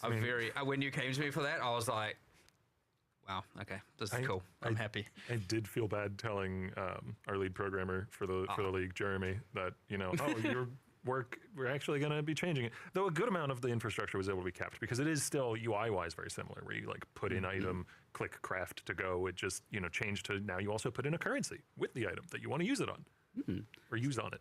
So the main part of it is this splitting so that you can use an Exalt or something and then see like 3 or 4 different potentials for that, and then choose your best one. And that's obviously very powerful, especially for some of the bigger graphs. The intangibility system is kind of the counterpoint to that, like some sort of limitation on that. I haven't even been paying attention to this. I've been on a conference call this whole time. Many of the crafting steps you can do. Anything for example, important happen? We'll add some amount of what we call intangibility to an item. And it's just a value that will be shown on the item and ticks up. And the intangibility in the item is equal to a chance when you do another all flame craft on that item for it to only have one result, which effectively means you just did the craft with no extra bonus. So basically, what it boils down to is the more you all flame craft on one specific base, one specific item, the more and more and more difficult it becomes to continue to all flame craft on that item. And there are some ways around this that clever people in QA and Alpha have found that, things like recombination, because if you take the mod you're trying to chase on the base that has high intangibility and you put it onto a new base that doesn't have that intangibility, now you can keep going, but there's some risk in that at least. And then, Awakener's Orbs do a similar thing where it's, creating an entirely new base as the output. And there's also a Ducat, which is the new currencies that we've added that interact only with all flame crafting, that has a 50% chance to remove all your intangibility and a 50% chance to destroy your item. Gotta have it. Gambling is fun. Yep.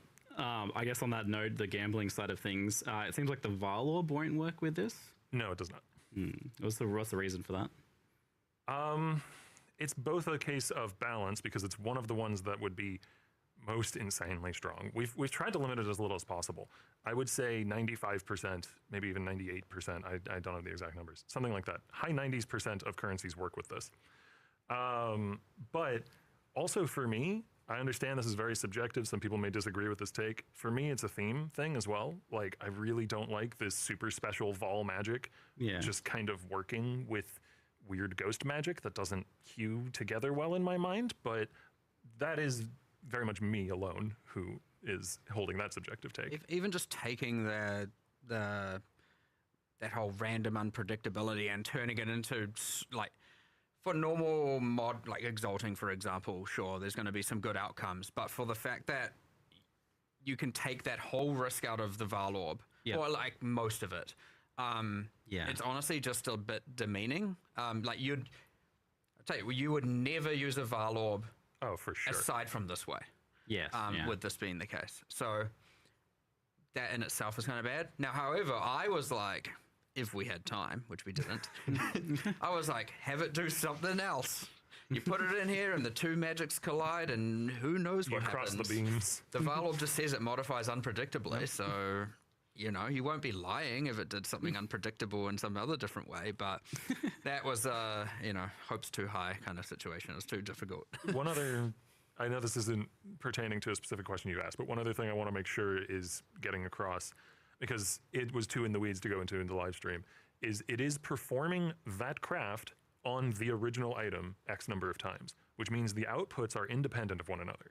So if I have an amulet that I'm trying to annul, for instance, I could have each output, it's unlikely, but each output could annul the same mod. Like the outputs do not care about one another. Right, so yeah. in theory, with an Exalt, you could Exalt the same mod on all the outputs. That's stupid unlikely, but it could happen. So if that happens, don't add us. It's not broken.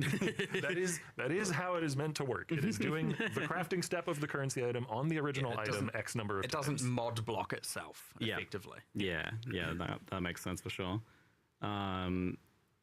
So the main part of it is this like splitting into separate things, but there is some unique stuff to it as well that can occur to items. Like, well, that's mostly the ducats, Yeah. which you can kind of just think about each of them as a new bespoke individual currency. Okay. So there's the one Just that works like with this. yeah, there's the one that's like you take an item with an attribute roll and turn it into another attribute roll. You know, strength becomes int or whatever. So those are basically, we had a bunch of ideas for the original Harvest-esque version of the system, and some of them had been implemented and some of them were just cool ideas, and it's like, where can we keep that? Okay, we just make new currencies that drop from the League mechanic that work with all flame crafting. Nice, there you go. Transported them over. There's a question from chat about reflecting mist with the new crafting system. I imagine that'd be like Varlorb and that it wouldn't work, but Anything that's actually one of the few limitations. Anything that outputs more than one output does not work with all flame crafting because it simply can't. because it would. There's nowhere to put them. You'd need like a bunch of 2 items things. You'd have inventories all over your screen.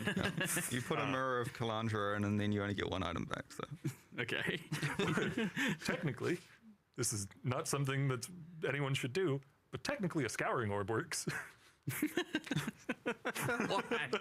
Why? If you want. If you want, I guess so. I'm gonna do that. Sure. Why not? Send some sulfur for just throw away sulfur because you're rich. That Just base burning type, money. that's exactly the same as that base type. Look, nah, this one looks better than those ones. Yeah, so I think I'm gonna take number 3. Maybe. Can I have any one of those you want as long as it's scoured? A side note, thanks for the attribute swap mechanic as well. Like I saw the Ducat for that swaps attributes. One of my favorites is the resistance swap, but just like fantastic addition for like gear puzzle solving and for making it easy to like swap your gear with stuff you find as well. Like there's a lot less gear lock in with the resistance swap, and I think attributes will help that too. I kind of wonder if there's like other things like this that might exist. I can't think of any, but Isn't there in PoE 2 something that allows you? Maybe I'm wrong and this didn't make it in. Which in that case I'm sorry. But something that allows you to swap like cold damage on a weapon to being fire damage. Yeah. yeah, there So is. that would be the one other case. That's not quite the same though, because that is more changing the identity of a build than it is just solving a problem in a build. Yeah, I kind of view the attributes and resistance as that problem solving sort of thing for sure. no, the attribute one is actually slightly more interesting because what it allows you is if you have a strength body type, then you can swap it to dexterity or intelligence, which is like technically something you can't actually do. See, I would have expected moment? it to obey the rules still, where it like Oh, no. can't do that, but you can actually just swap them to any. Nah, it's the all flame. It's like older Yeah, combinators. the Allflame doesn't care about No the rules. rules. Aside from Except the rules that it has. Except for Valorbs and yeah. I guess the one caveat is that it doesn't work with hybrid attribute rolls. So it won't do anything with all attributes because there's nothing to swap it to, and it won't do anything with things like that give plus 10 strength and dexterity. It only works with, giving one attribute, turning into giving one of a different type. Yeah. So let's change topics a little bit here to Mirage, which was announced to not be going core in 3.2.9. But is it something that you'd like to go core in the future? I don't know if you already announced anything about that. Short answer is yes. Yeah. Yeah, you seemed pretty keen when I was talking to you about it. We before. almost always let a league simmer. There's a few reasons for that. We like to have our, this is a more production internal thing, but we like to have our live realm be as close as possible to our internal realm, Yep.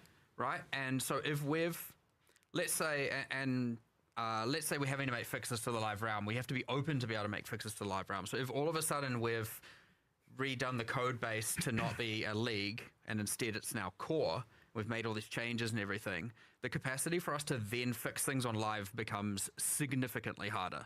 Yeah. So that's like the production. So that doesn't matter in the latter 2 months of a cycle, but in the first 2 months, it would be like, we don't really want to do that. Otherwise, we don't have the capacity to respond to things going wrong on live. It's safe to say after 2 months, not as much goes wrong.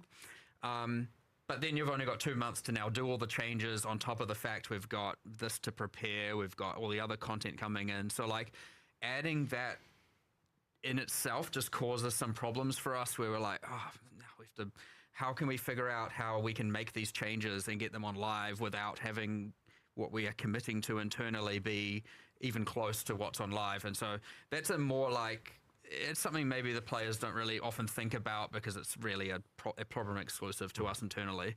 But yeah, like the league worked. I think the other problem you were mentioning as well, I heard you bring out was like, the fact that it's multiplicative with everything and affects every league. It's like, are we going to sign ourselves up for the maintenance here? You know, Oh, similar, like yeah. Reliquarian, but more. I guess I do want that maintenance. I want agree. Mirage in the game, Nice. but I want to do it in a way. I want to make sure that we have assessed it so that it's done in the way that is the least hampering to future development of leagues. Because if every league going forward that appears in maps needs to interact with Mirage, which it will need to, because it'll feel lame if it doesn't, then we need to make 100% sure that however we're implementing Mirage now doesn't, continue to pester us and bite us in the ass for the next, 15 leagues that we make.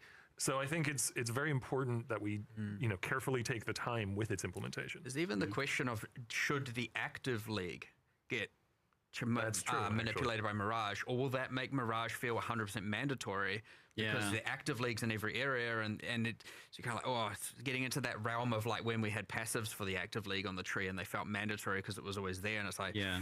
oh, got to be careful with that. So probably not, unless you can do it in a way that's flavorful and not necessarily rewarding.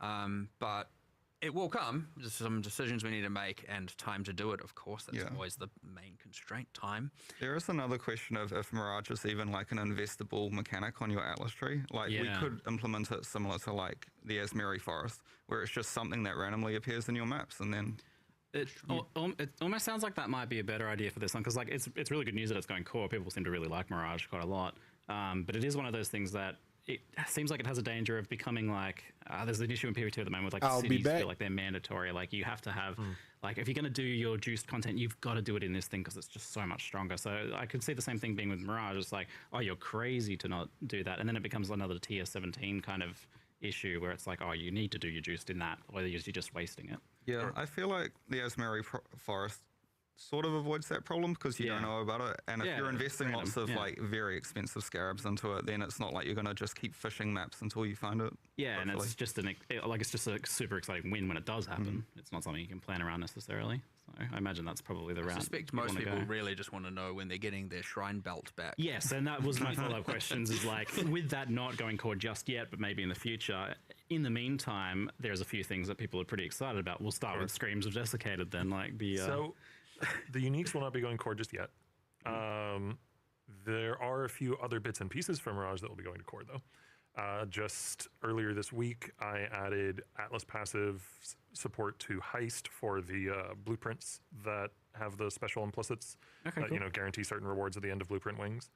I think Andrew did some stuff as well.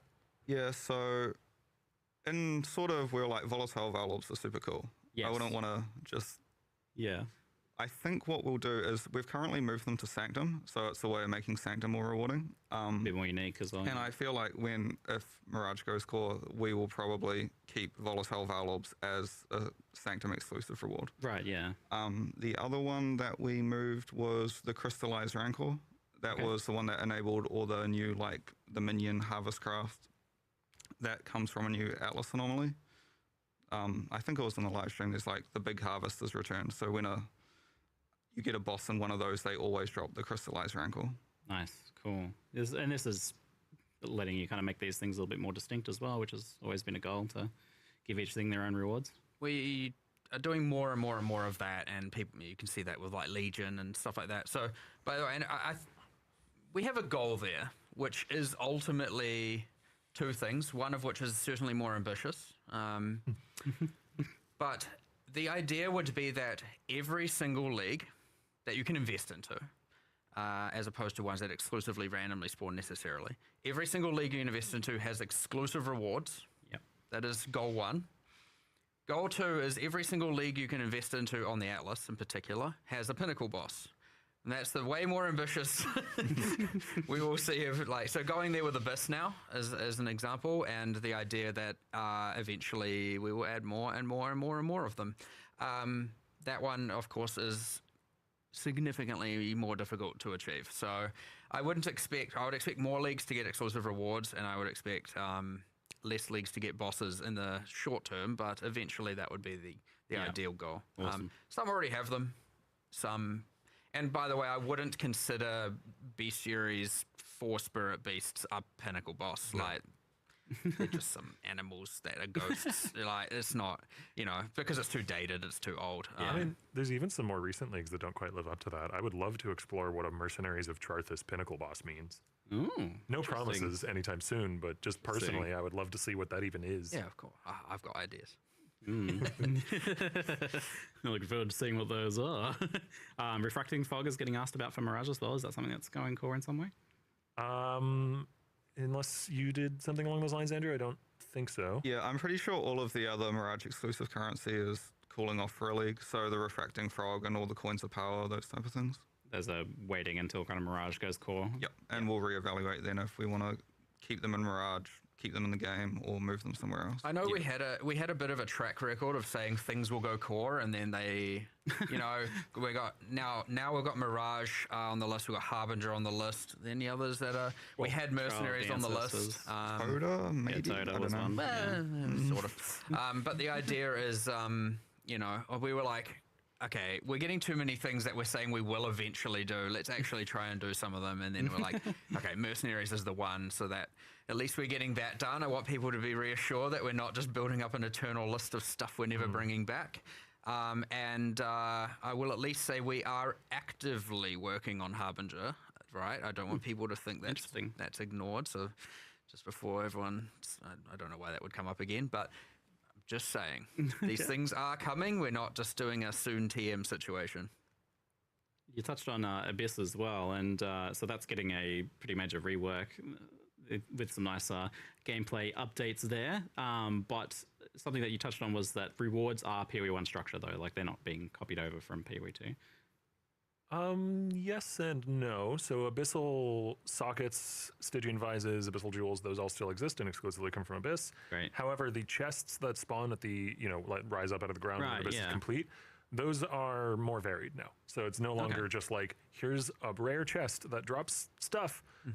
It's a currency chest or a scarab chest or a, weapon chest or an armor chest or a jewelry chest. Like, it's more defined each time. So you get, and that's just better, to be honest. Like, having the more defined rewards gives you those moments of, oh, I got a scarab chest. And even when it isn't the case, maybe when you're leveling, you might Act 6 or something, be excited to see a weapon chest when your weapon is kind of crappy. And did I hear there's like a bunch of new uniques with this as well?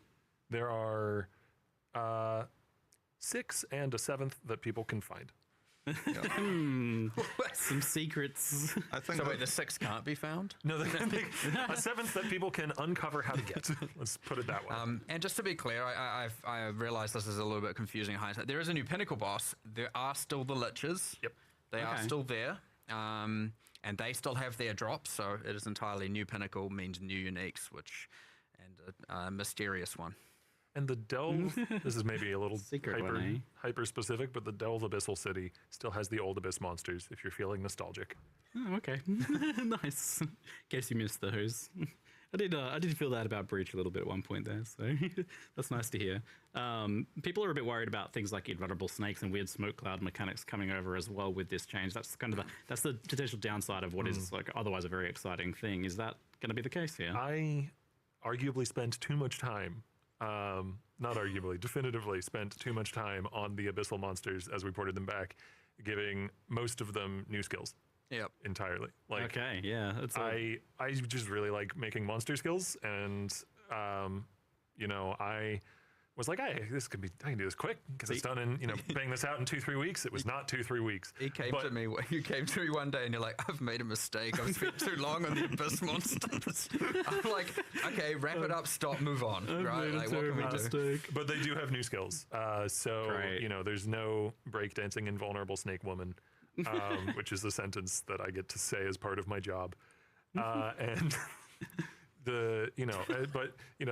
now you get to learn what the new skills are that the Abyssal monsters will have for you in PoE1. That's excellent news. And that's making the games more distinct while like taking some of the good stuff from PoE2, but keeping PoE1 its own thing. That's really cool. That was kind of the original impetus. That, and I do personally like working on monster skills, but I personally very strongly feel that when we're taking from PoE2, which is a thing we should definitely do, if we don't, then we're not going to have the resources to deliver big enough, cool enough leagues. We should do as much as we can to make it feel distinct in PoE1. So you might see a monster that looks familiar, but it's going to do all different things. Oh, yeah. It's exciting. Reuse the art, adjust the game design is generally the philosophy Cool, there, yeah. right? Yeah, why wouldn't you? That makes perfect sense. Absolutely. So another I was kind of surprised at just how much stuff was going on in this, because you also have a Legion kind of set of improvements as well, with a whole new reward system for that, which is exploring something that you've been doing a bit of lately, which is being able to modify uniques, which is always kind of exciting and interesting. So what unique modifiers can be ported over to a new item with this new Legion unique crafting system? Drew's territory. Well, to clarify first, there's 5 different crystals that can drop. Each of them is associated with one of the Legion factions. Okay. So, for example, the Mariketh faction drops one that allows you to enshroud your unique body armor items. Okay. So it's only armors. You can't do it on jewelry, you can't do it on weapons. So you have shields and gloves and helmets and boots as well. Yeah. But you can enshroud any unique armor in the game that isn't corrupted, I don't think. So you can take boss uniques, like... You can't create boss uniques. No, No. you can't create boss No, uniques. yeah, that You would go be... from consume boss boss unique. Yeah, you You wouldn't can want that. take a mod from a boss unique, and it's effectively like you applied an ancient orb to the item. So Yeah. it will randomly transform into a new core droppable unique, like a lightning coil or something. That's so cool. And the implicit will be the boss unique. That's so cool. Or one of their mods, yeah. And that is an implicit, so it competes with Val orbing. Yeah. This is an alternative to Val orbing. Yeah. Unique.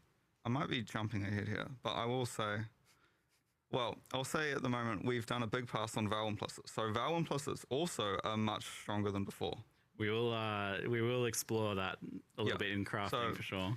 It's not entirely super duper power creep, but you'll definitely there'll be some combinations of these unique items that you'll be really looking for. Cool. Don't worry. We'll touch on that in a bit. The balance of the vestigial uniques, the balance is not. It's not like 1-to-1, right? It's Where we can keep it 1-to-1. oh yeah, of course. We try to keep it 1-to-1, but for example, something like Comb's Heart, we aren't Right.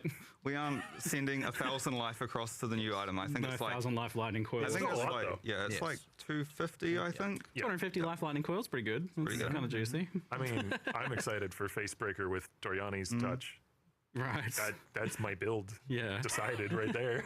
So it seems like this is only taking the definitive mod off the unique, Yeah, not just like some it's random. Usually thing that's a lame. single specific mod. So if an item has like 5 different mods, there's only one specific one that it will port over. So you'll kind of know. Yeah, all the there's a time. few cases like Shaper's Touch and 3 Dragons where they've got like a cycle of 3 mods Right. Yeah. where it will randomly pick one of the 3, but generally it's just one specific mod. Yeah, that's fun. So the flavor, the main thing, the thing that you care about typically is going to be the thing that comes over there.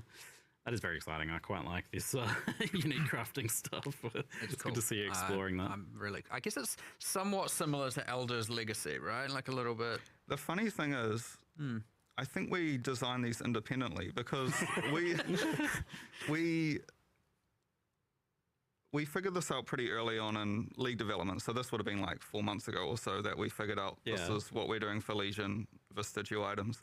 And then I was talking to David, who's one of the PoE2 designers, and he's like, oh yeah, we have this really cool thing where you can put a rune that takes the unique mod and puts it on another unit. It's like, what? You We're stole doing our that in idea. PoE1. But it does feel very different, to be fair. Yeah, so I feel like this same concept is like all of a sudden being explored from a bunch of different angles by different people, which is kind of cool because you're going to arrive at a bunch of cool ideas that, eventually you can. It's compared. the actual literal case of the great minds. Well, just minds think alike. I won't say we're great.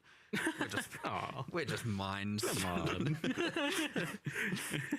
on. So that is like a pretty exciting new thing that you can do with Legion. But with incubators being removed, which is kind of like a lot of the baseline reward for Legion, doing Legions in maps, do you feel like the raw reward value of Legion will still be there? Is that being kind of compensated in some area? Yeah, well, personally, last league I actually ran a lot of Legions, so I knew like the pain points especially. Yeah. And I was flooded with so many incubators. I literally had to filter out like 95% of incubators. Yeah. Very few of them I felt like actually gave much like value, and I just was annoyed that every few maps I needed to apply 10 currency incubators. Yeah, I think this is a good change. So I don't for think sure. you're losing too much. You still have all the other reward icons. Like another thing to note is, I think it was mentioned, is like Abyss jewels are now exclusive to Abyss. Yeah. Talismans are now exclusive to Talisman. Yeah. So Legion has a smaller best pool.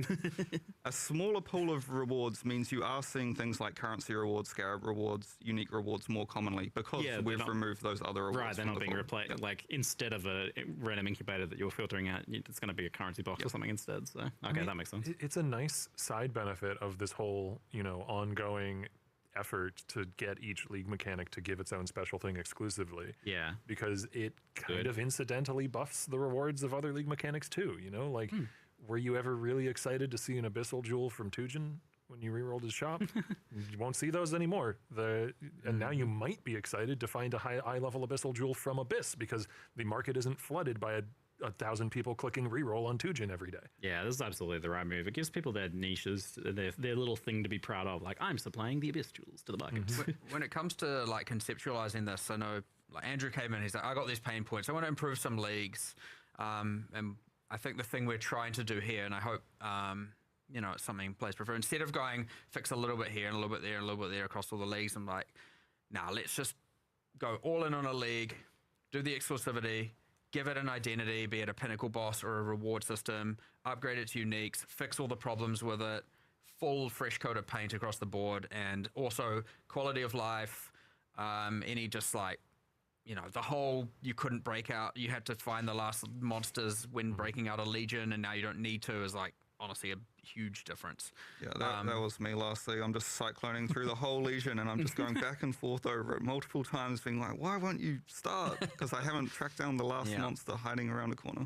But we're trying to just make like quite good packages out of these upgrades, as opposed to just like, it would have been really easy to just fix the few, like that problem and a couple others with Legion, like getting rid of the icons so you don't just have those arcade style reward icons covering your screen in domain, all that. But then we're like, well, while we're at it, new reward system needs it, and with Abyss we're also like, new pinnacle, why not, because it needs it. And and we kind of hinted towards some ominous mastermind of Legion there, so you can already see we're heading in a direction towards More to come. yeah. Cool.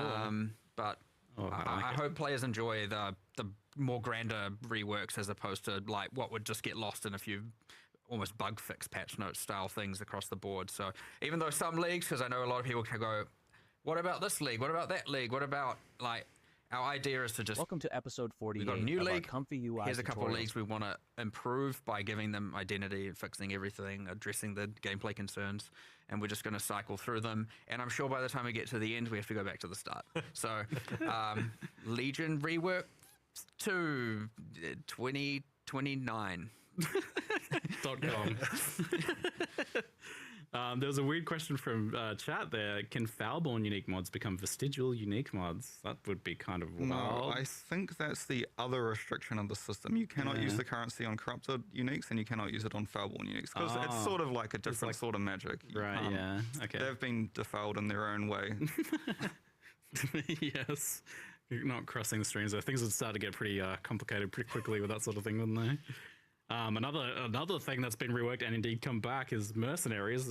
There's a long list of stuff going on in this expansion, isn't there? So to clarify, the base mercenary mechanic is now that you fight them in a zone and then they help you for the rest of that zone, not that you can then like hire them permanently on any character, right? Yeah, so they'll start showing up in Act 3. There is a change that we want to get in. It might not get in for the patch, but in the campaign, we do want to see if the mercenary can follow you for multiple areas.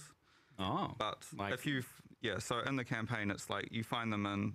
yeah, you wouldn't want that. You wouldn't want that in endgame, would you? But like, in It doesn't campaign- really work because they have to go Yeah. from a combat area to a combat area. Yeah. Okay. You can only have one temporary mercenary at a time still. So if you find a mercenary in one area and then the next area, you don't have you aren't taking a full party with you. But yeah, undecided if that will get in time or not. Okay.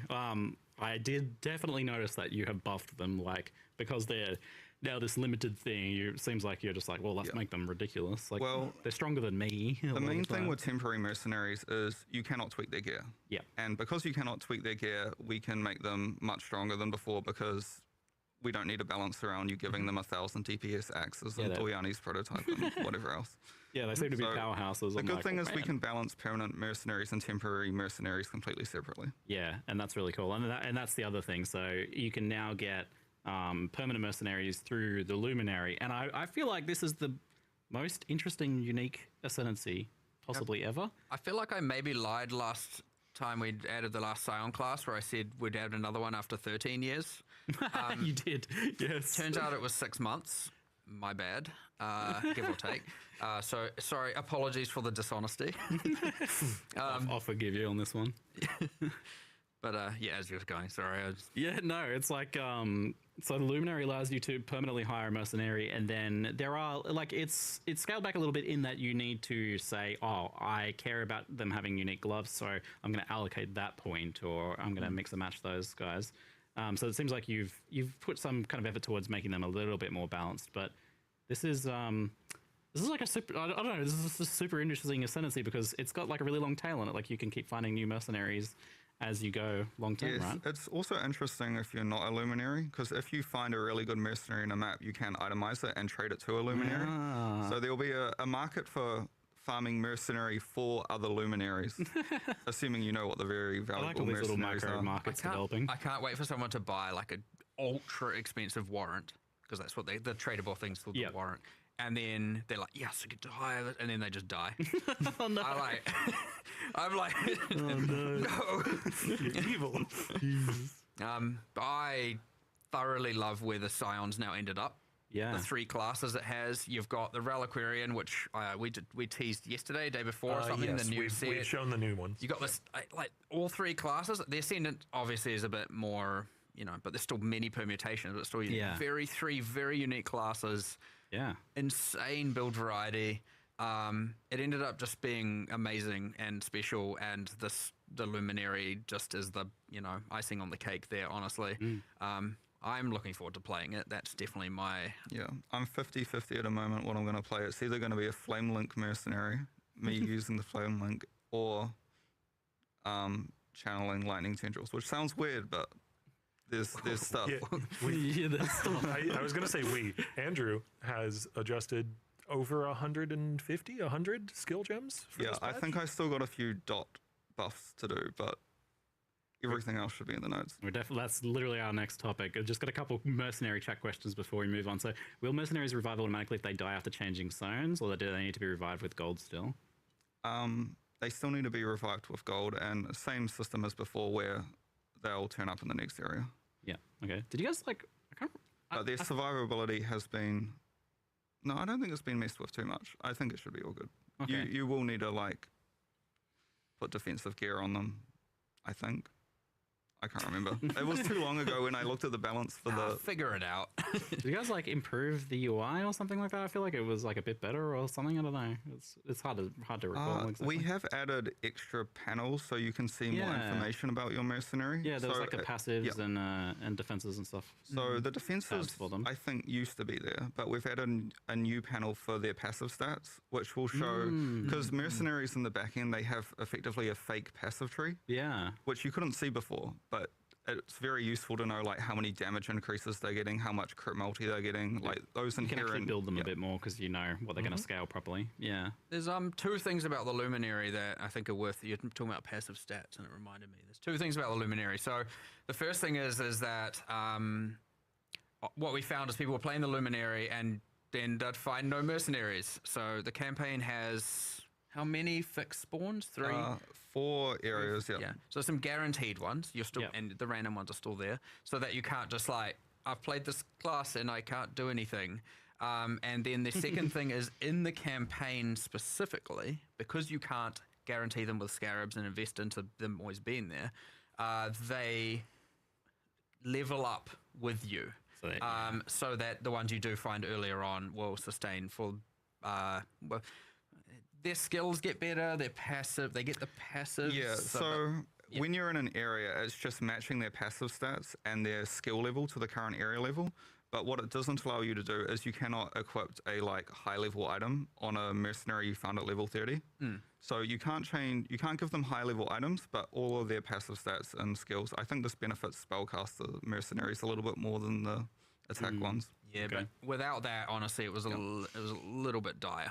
Leveling up as well. Yeah, I ascended and I immediately found one in Scepter of God, which was the very next zone I went into. So I was like, and then since then I've done like 1 or 2 extra acts and I found like another 5 of them. I found one of the like the higher end, whatever the next tier of the mercenaries is called. Infamous, Yeah, I found an infamous kineticist, and it's like, Oh, that's the big money right yeah. there. And then I went into another zone, and there was one of the temporary ones. And I got those guys, and I was just like sprinting through the zone, and he's like slamming, teleporting, and she's throwing bolts down everywhere. I'm like, nice. Yeah. That's pretty fun. It's gonna be fun in endgame when you like get a good temporary recruit on top of your already luminarious. I get to be a recruited one as well. support character without friends. my mercenary friends. Absolutely. Will Triathlon skill gems drop from mercenaries now, or they remain exclusively as a heist reward? It's another question. Yeah, we've moved them back to mercenaries, so they no longer drop in heist. That makes sense. You want each thing to have its own unique rewards after all.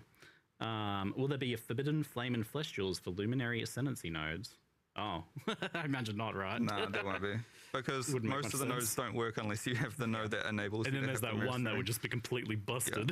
So it's similar to Reliquary, and neither of those two ascendancies. You can still use the Ascendance ones, but yeah, you can't get the Yes. Reliquarian or Luminary ones. Scion makes and sense. being a weirdo with her ascendancies. Yeah, she's an edge case. We were fun little thing that I'm sure.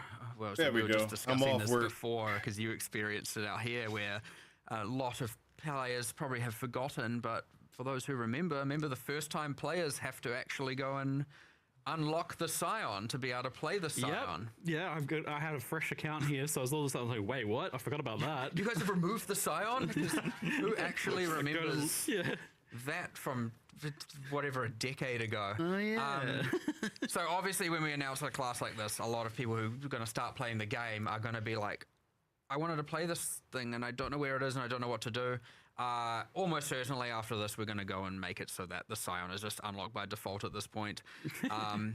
We should be adding new interesting discoveries and unlocks, not like holding on to that when people might want to play this and come play the game and actually engage with the Scion straight away, and they don't have to. A new player shouldn't have to play to Act 3 to then reroll to do it.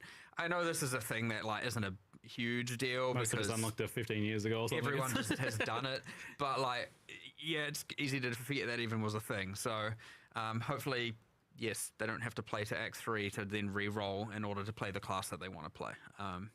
Which is a I little bit haven't even sad 'cause it thought was a about fun thing at the unlocking the time, Scion. but I honestly, probably forgot did it, about but I don't remember. 8 years or something. I don't know how long it's been. Most of us did. I just don't play the Scion. So, Andrew, you did some work on skill balancing. It seems like hand casting, aka self casting, was a big part of the focus. What was your kind of like goals with skill balance this time? What have you been working on here? Yeah, well, it's a couple of words that keeps cropping up over and over again. So we sat down and had a look and figured out like what are the problems with hand casting. It's like what are all the different things we can change. I mean, the general thing from my point of view is I think hand casting is like not bad in the campaign and like early campaign, but I think it falls off quite a lot in the middle game. And it comes back online very, very late game because you have a lot of very unique interactions like life stacking, that type of thing, which can then push it to be like very, very competitive. So a lot of the focus here was adding more scaling into that mid game, especially. Yep. But also the fact that we have like hundreds, I think it was like 180 spells that were like viable damaging spells that we could like were candidates for balance effectively. Yeah. So it's like, you have so much choice. Why would someone pick one spell over the other? So we've also done a focus of like trying to differentiate the spells a bit more based on like their inherent damage types. Yeah. So for example, like blade spells now have like 10% crit chance instead of 6%. So they're massively crit focused. Whereas fire spells have lower mana costs than other spells, but they have higher damage effectiveness, which sort of leans into them being very good for Ignite. Yeah, I noticed you were doing more elemental distinction as well. Yeah, so like I saw similar kind of reasoning behind cold and lightning as well. Like lightning is fast. But they just say it was perfect So lightning will be agony. interesting because lightning has like all of the cast speeds are faster, but the mana cost is also higher. So That's like a double whammy for like how do you manage the mana on that, and then if you're doing archmage things as well, especially. I mean, that can be a good thing. It's a good thing to have the higher mana cost potentially.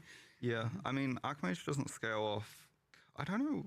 There's not a huge amount of things that scale off current mana cost anymore. I think there are a few, in which case Yeah. that is actually a buff for those. Yeah. All those lightning It's like spells. unique or something, right? Yeah. Yeah. So that's a bit stronger distinction there. I saw you're also kind of like, any kind of pure ice spells are getting a chance to freeze, and I saw a chance to shock going in. It's like, yeah, why doesn't this skill have 25% chance to freeze? Yeah. The annoying thing that I found with freeze is that like, it's such an inherent part of a cold build's identity, Yeah. but most skills just can't freeze unless they invest into critical strike chance. So having a bit of like chance to freeze inherently on some of the very basic cold spells will make freeze actually be something that you'll notice early on in the game. Finally. Cool, yeah. And That's it's not actually just that, pretty though. Like, good. I definitely noticed some pretty substantial damage buffs for a lot of these skills too, which is important to like give a bit more diversity. I even noticed in the early game, it's like, I don't feel necessarily like I have to rolling magma quite so hard. Yeah, I think there weren't a huge amount of like, to be honest, a lot of the changes were to the growth of the spells. Like for example, channeling spells because they don't have a huge amount of like different axes for scaling. We've increased like the damage growth on those, so the damage isn't like hugely different at like level 1, but it ramps up quite a lot more throughout the game. Okay. But All right. we deliberately just nerfed I like Magma that. Orb very, very early game, just so you don't. That makes it a lot easier. That one spell. Please try something else. The reign, Okay. the curse of Magma Orb is finally over. I mean, there'll be a new curse, The but most hopefully weird, awkward we'll spell. change it more frequently than we have with Magma Orb. Curse of the All Flame. So Along that line, there is the classic, meta nerfs, so to speak, that we like to do every league. But Andrew's a specialist at just give me a giga spreadsheet of numbers, and he is the king of just change all the numbers of all the things. Like most people are like, oh, there's multiple hundreds of things to do here, and they're a little bit reserved. And Andrew's just like, yeah, all good. Let's go through every skill in the game. Let's do it. Oh man, there's a long list of. It's going to be some long patch notes this time around for sure. Oh, yeah. Yeah, not to say there aren't any like nerfs related to. Well, one of the things is because we're buffing a lot of the spells, I don't want to just buff every channeling spell in the game and everyone's like, oh no, I'm playing totems. No, I'm playing mines. So yeah. do note there might be some like counterbalance there. Yes. That's a good thing. Otherwise, you're not even necessarily then making people want to handcast, right? Like, obviously. So. Yeah. Do you think that there might be a need in some areas for any sort of like mechanical changes to handcasting and channeling in Well, particular? there is a dream, and the dream is cast while I moving. have a dream. I don't know if we'll ever see that in PoE1. So that's a tricky one, It isn't it? requires the new rigs, I If, assume. We will someday. One day. One day. That one's an actual long time away, though. That's not Yeah. but it will come. We've explained that a whole bunch of times. It's the exact same reason why there's no WASD. Yeah, I see the question, and we've answered it before, the WASD question, but that's the same thing. We is that understand it how- kind of needs the rigging to work. It We just understand how popular those things will be, and it will happen. It's just taking its time, and not due to us not caring. There is a whole department. Well, if it's actively working on aiming towards this goal. if WASD goes so into PoE ironically, with 1, the you need to discussion, they like, a need lot to of the fix focus their on input handcasting, if it's like PoE podcasting, 2. and trying to make those better comparative to like triggered another means of getting spells out, which have been dominant in the past. There has still been a lot of questions about cast on crit and cast while channeling, and those feeling weak.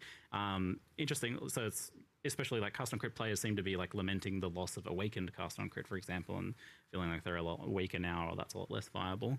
Is that something you've considered or looking at in the Well, future at all? There is this new node on Assassin, which is sort of insane Oh. for cast on crit. Interesting. If you're familiar with bifurcation, and I don't know if it was shown in the live stream, but if you're familiar with crits bifurcating in PoE 2, Oh, yeah, that we've thing. pretty much ported the exact same mechanic back to PoE 1, which is especially effective on cast on crit. That was a whole can of worms, that thing. I'm surprised you're Yeah. opening that one again. Yeah, cast on crit, I'm like, sort of just ignored this patch. Cast while channeling, though, feels a little more like you are casting it yourself, although you can cyclone, which. So, cast while channeling has received some buffs. I don't think cast on crit has really. Okay, yeah. anything. Apart from maybe something with Assassin. Apart there. from Assassin, might be very, very strong for it. Yeah, I'll ask more about Assassin later, although before there was Assassin. the exceptional support, we should probably touch on that. So you did the removal of the Awakened supports and then the new exceptional supports. And now that we've had that for a league, I'm just curious. I've seen some questions here and there about it, and I've seen People saying, especially like dot builds, maybe poison builds, I feel like they lost a lot from the transition. You know, they had a bunch of damage now before that they don't have now. They were kind of already something that was a bit capped in terms of damage. The problem that a lot of those non-ailment dots have is there's very few mechanics that you can do something like super interesting with.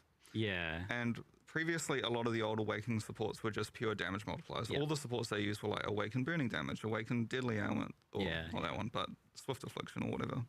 So, yeah, they certainly did lose a little bit of damage at like the super endgame, but hopefully I'm undecided. Like I said before, we've still got some like, I've got a specific list of spell dot skills, which I haven't exactly figured out how I want to buff yet, because it could just be damage growth. But I think the correct answer is we add more different, it could be support gems, there could be just some in-game itemization that like adds extra axes of scaling to these skills. It was shown in the live stream, but one of the packs is very focused towards these. Yeah. The Pact of Gore, depending on like how many different types of non-damaging dot skills you use, you'll get like a huge bonus to their like damage and. So there's still some stuff that's going to come in the patch notes as probably early next week. So the dot skills, as he mentioned. Oh wow, this patch then. Maybe, unless he decides not to. And we were even working on some. We're working on some keystones for casting that we haven't quite figured out. But the hope is to be able to do them. Like kind of one for fire, one for lightning, one for cold, something like that. Wow. No promises, but they're close. We're like 80% into solving it, and there's just a few bits left. But we didn't want to add something too kind of convoluted, and so just trying to find out how to simplify them and make them feel a bit more fundamental, as opposed to just like a confusing mess. And if some of that can just be a matter of descriptions, which. Oh my God. Also, I don't know if people noticed, but we have the helper text system now in PoE1. Yeah, the tooltips. Yeah. I definitely noticed that. I love tooltips. I just remembered. I was like, we didn't talk about it. I was like, wait a second, that's a tooltip right there. Yeah. On that note, though, we don't have everything. The system's there. That's going to take time. The new stuff has it. The old stuff going to require slowly it's a lot of updated. Finding all the cases where it's necessary, writing all the text. Yep, linking them all. You can automate some of this once you have a keyword, which is what we call it internally. Auto-highlight. You can go look for all the places in the game that use that word that you're trying to keyword. Yep. But the actual writing of each individual keyword, that needs to be done manually by people who understand the systems, and is also very exacting, because Path of Exile is a very precise game. Exactly. And so if you have slightly different wording, it can mean a wildly different thing. We only let a few people in-house actually write these things because we want to make sure they're very consistent. Yeah. You see in some games where you've got descriptions and it's just, you look like each developer wrote their own variation of it. So yeah, we generally try and make sure these are done very precisely, because misinformation's way worse than almost no information, right? Like it just confuses people. So yeah, they're going to get filled in, but we're needing those specific people to be free to do it. But yeah, it's a good QOL addition to the game, and good for onboarding as well. And yeah, so that's just random pivot, but I just remembered that when we we're talking about the keystones and describing them. I see chat bringing up nearby. Did we get that nearby? Oh thing, yeah, Andrew? I was going to mention The highlight, the circle? Yeah, so I think what we're going to do is we're going to do a restart patch, like a content update, maybe a week or two after release. Yeah. And for that, I have a plan where I'm going to unify all the nearby keywords. Oh. So nearby, close, present, proximal, all of that stuff. And then it will all be keyworded, and you'll be able to highlight the keyword, and you'll get the nice little ring around your character. I just want to clarify, because people got confused about it last time. When he says restart patch, it just means a patch in where the realm goes off and then back up. It's Just to be clear. Not resetting. I saw last time people going, what do you mean there's a week one league reset? As in, there are some changes that won't work unless the client has been restarted. So it just forces everybody off the game. Eternal terminology leaking It's out. about client server synchronous. But that's good news. I've seen us. We refer to it as a restart patch internally, and I see some people, rightfully so, misinterpret that as a economy restart or something. I'm like, no. You don't need to do that for a tooltip. No, Not usually. the new league mechanic tooltips. So we've had the assassin rework, and how do you feel like that landed? And there was Yeah, also it was kinda, like, terrible. It linked was okay, questions but it about- wasn't terrible. It's well, we talked terrible. about custom crit, but also like elusive, not feeling very good to build around. But I think before you could refresh it, but not anymore. Yeah, I feel like when we reworked it, it landed a little bit too weak, which is Yeah. why we're making changes this patch. Yeah. Not just, well, it's mostly because it's an intelligence ascendancy, and so we can like put it under the umbrella of self-cast buff. But do note that the death marked node, the one that is applies assassin mark, that has also been massively buffed. So Oh, cool. if that node is much stronger for attack builds, then hopefully assassin is also viable for them too. Control F assassin in the patch notes then. That's good news. Yeah, because I was doing a little bit of research on that, just kind of see where it landed, and ultimately it was like 2%. It seems like the shadow ascendancies in general are all a little bit low. Yeah, I mean, we do sometimes look at PoE Ninja just to see like the not one the or two absolute ascendants. authority on this. No. Yeah, we often have our like we make sure we address the least played class or two, but because some of these we just instead went with more of a like well, not to say they aren't, but folded into the hand casting thing and do spell casting adjacent stuff instead. So. Yeah, related to the assassin questions, a few people have been asking about daggers and claws. Daggers in particular feel like they lack a bit of an identity. Like you would expect them to be the highest crit thing, but in many cases that seems to not be the case. And a lot of the times it's like, unless it's a unique, it's like, well, I should just use a claw instead. That's going to be better. One of the things that's going to be in the patch notes is quite a lot of caster itemization changes, particularly to like staves and daggers and wands and scepters. Okay. So one of the things with daggers is they're implicit. We just had a look at them compared to like wands and scepters, and it's like they're kind of weak. Yeah. So all of the crit chance on dagger implicits has been buffed. Nice. And then the changes that were related to wands and scepters generally proliferate to daggers as well. So rolling caster daggers will have a bunch of improvements. As attack daggers versus attack claws, the only real change there is that daggers have slightly more crit chance. Yeah, I imagine that's a bit out of the scope of this current one, since it's not the focus now, but something to look at in the future. It's the maybe. same thing where we try and pick a package similar with the League reworks, For sure. instead of just bits and pieces all over. We're like, well, something cohesive. So when you go hand casting, and then you kind of let it spread and affect things that are somewhat adjacent, but yeah, I mean, the players will then tell us what the next, like we almost always go off, as he said, when the word hand casting or self casting keeps coming up, that's how we ultimately decide here's what we're doing next. So ultimately we just keep paying attention to what people think is not in the right spot, and then we go, okay, how are we going to turn that into a package, a rebalance package, and that's kind of how we go about doing it, to be honest. So let us know is the answer. Well, I mean, that's the next question is about defenses on ranges. Obviously not in the scope of this patch, so no one expects anything in that regard. But it's maybe a good one for the future to look at. Defenses on the ranger build archetypes, especially with bows, it seems to be, is kind of the topic here. And I had some prolonged discussions with a few people about this one.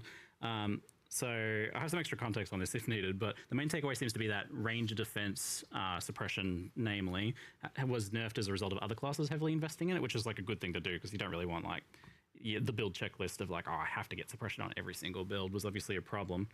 So that was like nerfed in, I believe, 3.2.7, and there was some stuff before that as well.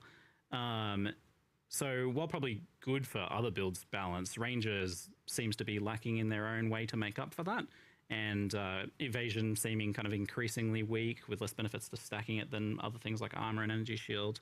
And other defensive layer options in that kind of archetype seem to be highly conditional, or they have some really big downsides. And the ascendancy options are really high in point investment typically. A lot of them are 4 pointers, where other things in other classes would be 2 points, and also highly conditional. It's like, you know, don't get hit or you don't have any defenses kind of thing. So I was wondering if that's like an area that you might be interested in looking at in the future, or something you've been tracking. I mean, if the player base agrees and then we look into it, which, I mean, you're primarily correct, yes, then that will turn into our next package, right? Like, we pay attention to it during this league, by the way. And then we go, okay, you got this, this, and this. What one are we going to focus on? Maybe we can do a second. So, again, that is a worthy candidate for sure. Yeah, I haven't played an evasion build in like 2 or 3 leagues. That might be a good I indicator. can't remember how good the defenses were. I remember the philosophy of that change was basically that like a lot of the investment in the ranger area of the tree should be able to get suppression back to the level that it was pre-nerf. Yeah. If that isn't the case, we can probably do more there. Yeah. You'd want to adjust things that are like solely the domain of that kind of build, right? Yeah. So like pure evasion bases or maybe quivers, something like that. If you're talking about bow builds being a problem specifically. It could be we do be it more ascendants and dex, stuff. like if you dexterity focused kind of defenses pass plus weapon distinctions. Like if you're talking about attack claws and daggers, like I can already see this coming together and becoming a bit of a thing. So even if it's not just defensive, it could just be something to do with that. Since we were kind of talking about like the daggers and claws and stuff, that's also in that similar area. So I wonder if that's like there's a package kind of in that area. I can see that. I could see that coming together. Yeah. Yeah, it's like there's always gonna be people that disagree on like what's the next area that should be focused on, but that's one that got brought up by someone whose opinion I kind of trust on that Yeah, topic. I do agree that I don't think PoE1 has super good identity between different types of weapons, because like if you're a slayer, it's like what's the difference between using a two-hand sword axe or mace? Really, there's like a few mastery options, a couple of different implicits. And that's a fun thing to improve too. Like it results in things being more interesting typically whenever that sort of stuff is addressed. So I mean, one of the benefits of having this, cadence where we have the split teams with, designers fully dedicated to PoE1 is we have the time and resources to address these kinds of problems. Yeah. We can do much more significant balance shakeups every league if we want to. That's clearly evidenced by this patch with the gigantic delve into the various problem areas. It's good news for sure. Production, can we scroll past this part? Yeah, a bit down further, thank you. Cool. Another thing that got mentioned that I don't know is This is implicits, but they we've never really liked they're just like item bloat, and they don't really have a specific home in the game currently. So why have synthesis implicits when you also have val implicits, and it sort of removes the identity of implicits on like weapons, for example. So The whole identity was you take multiple for those who maybe remember the league, you take multiple items Long time ago. explicits mods and put them as implicits on something. Like the whole idea was that you're turning explicit mod power into implicits, and then we removed that conversion process and then just had. So really what it just looks like is there's just a random amalgamation of different modifiers that are implicits on these items. But it's like you never synthesized it.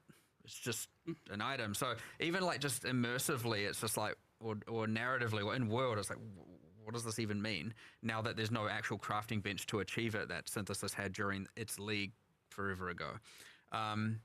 But yeah, then it's just like, okay, now you've just got this amalgamation of so many different stats that are just contesting with designs, well, ultimately blocking design space, and they don't really have a purpose. So like we just eradicate it so we can free up some, make some of these other things more powerful, or free up some design space to be able to do some more stuff in the future.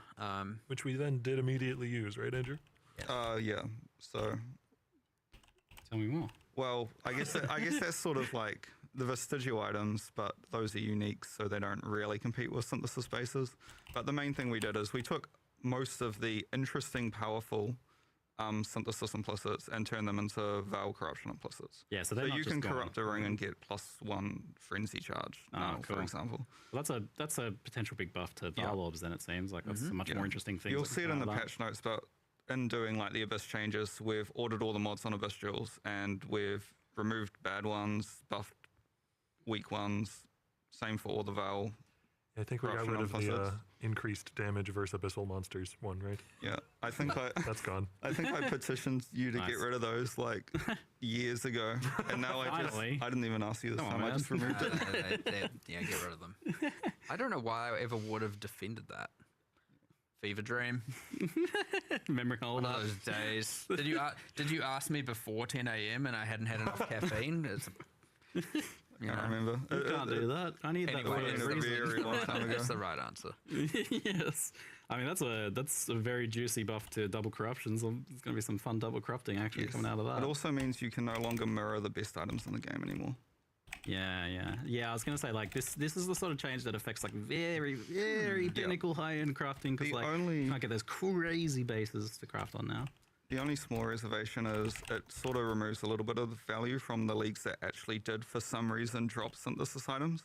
So, for example, Ritual Which is everything and but synthesis, let's be clear. Yeah. So, those might be the next leagues in the future on the, like, let's audit their rewards, make sure their exclusive rewards are, like, much more powerful and interesting. It somewhat bounces in the other direction, though, because there's a lot of leagues that'll generate corrupted items as outcomes, and now those can be much more of a jackpot, right? True. Yeah. Well, so part of my follow-up question was like, it was at some point mentioned that we would get the ability to add synthesis item drops back to synth maps, because that was always like one of my favorite things. It's like it's such a high variance, fun win thing. It's like, oh yeah, man, rings are dropping with synthesized implicits. Like that's awesome. So now obviously that's not going to be happening since they're not a thing anymore. Is there something that synthesis maps could get to make them have their own unique reward? Are they even a candidate for that kind of like, are they a system enough? Well, they're sort of under the umbrella of unique maps being very old and being not very good. And we would love to just like completely redesign all of them and do them properly. They're getting sad. They're getting real sad. Yeah. It came up as part of the Atlas anomaly discussion. You know, there was a point where we were like, should all unique maps just be Atlas anomalies? And should we then do a pass on all the unique maps to make them more worthy? And it was just too much of a rabbit hole of work at the time. You know, it was maybe a month before release, and that's not the point in the development cycle where you can make that kind of decision. Yeah. I will mention one thing though. Doryani's Machinarium is no longer required for challenge completion. However, Doryani's Delusion, the unique boots that drop from the map, have been like, they always drop corrupted with an implicit, and they've been massively buffed. So they're very high variance. So you'll want to run that map to find some that's potentially crazy boots. Awesome. So we recently had some of the bigger Chaos Orb sinks removed, probably causing the quick spike to 300 plus Chaos to Divine ratio that was in Mirage compared to the more typical 150-ish that we had in Keepers and before that. So I'm curious, like, is this something you guys really look at or care about too much? Or are you like, the economy's going to economy? Like, what are your thoughts about it? What are the impacts on players of this sort of change? Like, if you have an economic shift like that, is it something you care about? Yeah, too much. I mean, not if it's too. That's the impression I've got in the past. If is that like was you 3,000, whatever. Obviously, the magnitude matters. It's not to say it isn't a thing we might want to consider. I'm just saying, like, it's not a huge deal for sure. Not unless it actually spirals out of control. There's this thing with the economy that, like, from your guys' perspective, I get the sense that, like, well, this is kind of like the player's domain a bit more. We don't want to necessarily influence it too much all the time. Yeah, maybe the new de facto currency will be chromatic orbs. You never know. Could you imagine? Oh my Lord. I don't know. Not to be contradictory or anything, but, like, I don't personally have much of a horse in the race of the economy part of this, but I really like there being sinks for things because I like things leaving the economy, thus allowing things to retain value over time. You know, it's one of the main reasons that I like personally play hardcore trade over other leagues, because things leave the economy. Yeah. So would I want more chaos sinks in the game? Yes. Yeah. Do I want them in the game because there's a ratio of chaos to divines that's wrong in some way? No. It's just because it's good for the game generally. Okay. Yeah. It is sad when the Chaos Orb as a drop now feels weak, right? I think that is sad. That's the most compelling argument that I see when I'm thinking about this, because I usually ask people when people think about, like, have you seen the economy ratio? And I'm like, well, why do you think it's a problem? And the answers I get are varied and not always super convincing. But the most convincing one that I hear is that the players who are picking up Chaos Orbs aren't getting that kind of like incremental progression towards their thing. Like that's like that appeals to me. I feel for the normies being one myself. The fewer items that are satisfying to drop. Yeah. Like if it only becomes, here's the only 2 items you care about that drop, that's bad. So yeah, we do have to keep as many drops as possible feeling satisfying, and that is the main motivation to go, okay, if it's crossing it's a grey line, it's like weird. But if it does cross the line, then, I guess it's not even really a line. It's just the more items we can keep satisfying, and thus you could argue, yes, this is something that we should push for fixing for sure. That said, we have added a couple I'm burying the lead. Yeah, so we've added 2 new crafts. Andrew did the balance on them, so. Oh, only the costs. That might be wrong. We'll find out. There's yes, there's Okay. bench or craft. or I chaos got orb problems, now. and I gotta They get behave, try to take care I mean, of if you're this. familiar with the There's PhD a lot of chaos things orb, it going on removes in the a mod and adds a background. mod. Y'all might There's not one that does know that, about. and then there's one that removes 3 mods and adds 3 mods. So you can kind of use these to try and salvage items that have a really good mod that you want, but a bunch of other trash. Potentially. Interesting. It's hard to tell the impacts or like how much that'll be used, but it's an option there. We'll see how that plays out. But yeah, that's gonna sink a few chaos orbs. I saw that one of them was like 8 chaos or something. We'll keep an eye on it. I wouldn't want chaos to become pennies, you know? That's which you could argue they're 1/3 of a penny right now, I guess, depending on what your You call it definition. divine a dollar? Depends what your dollar is, I guess. Well, I would argue the divine is somewhat of a dollar. But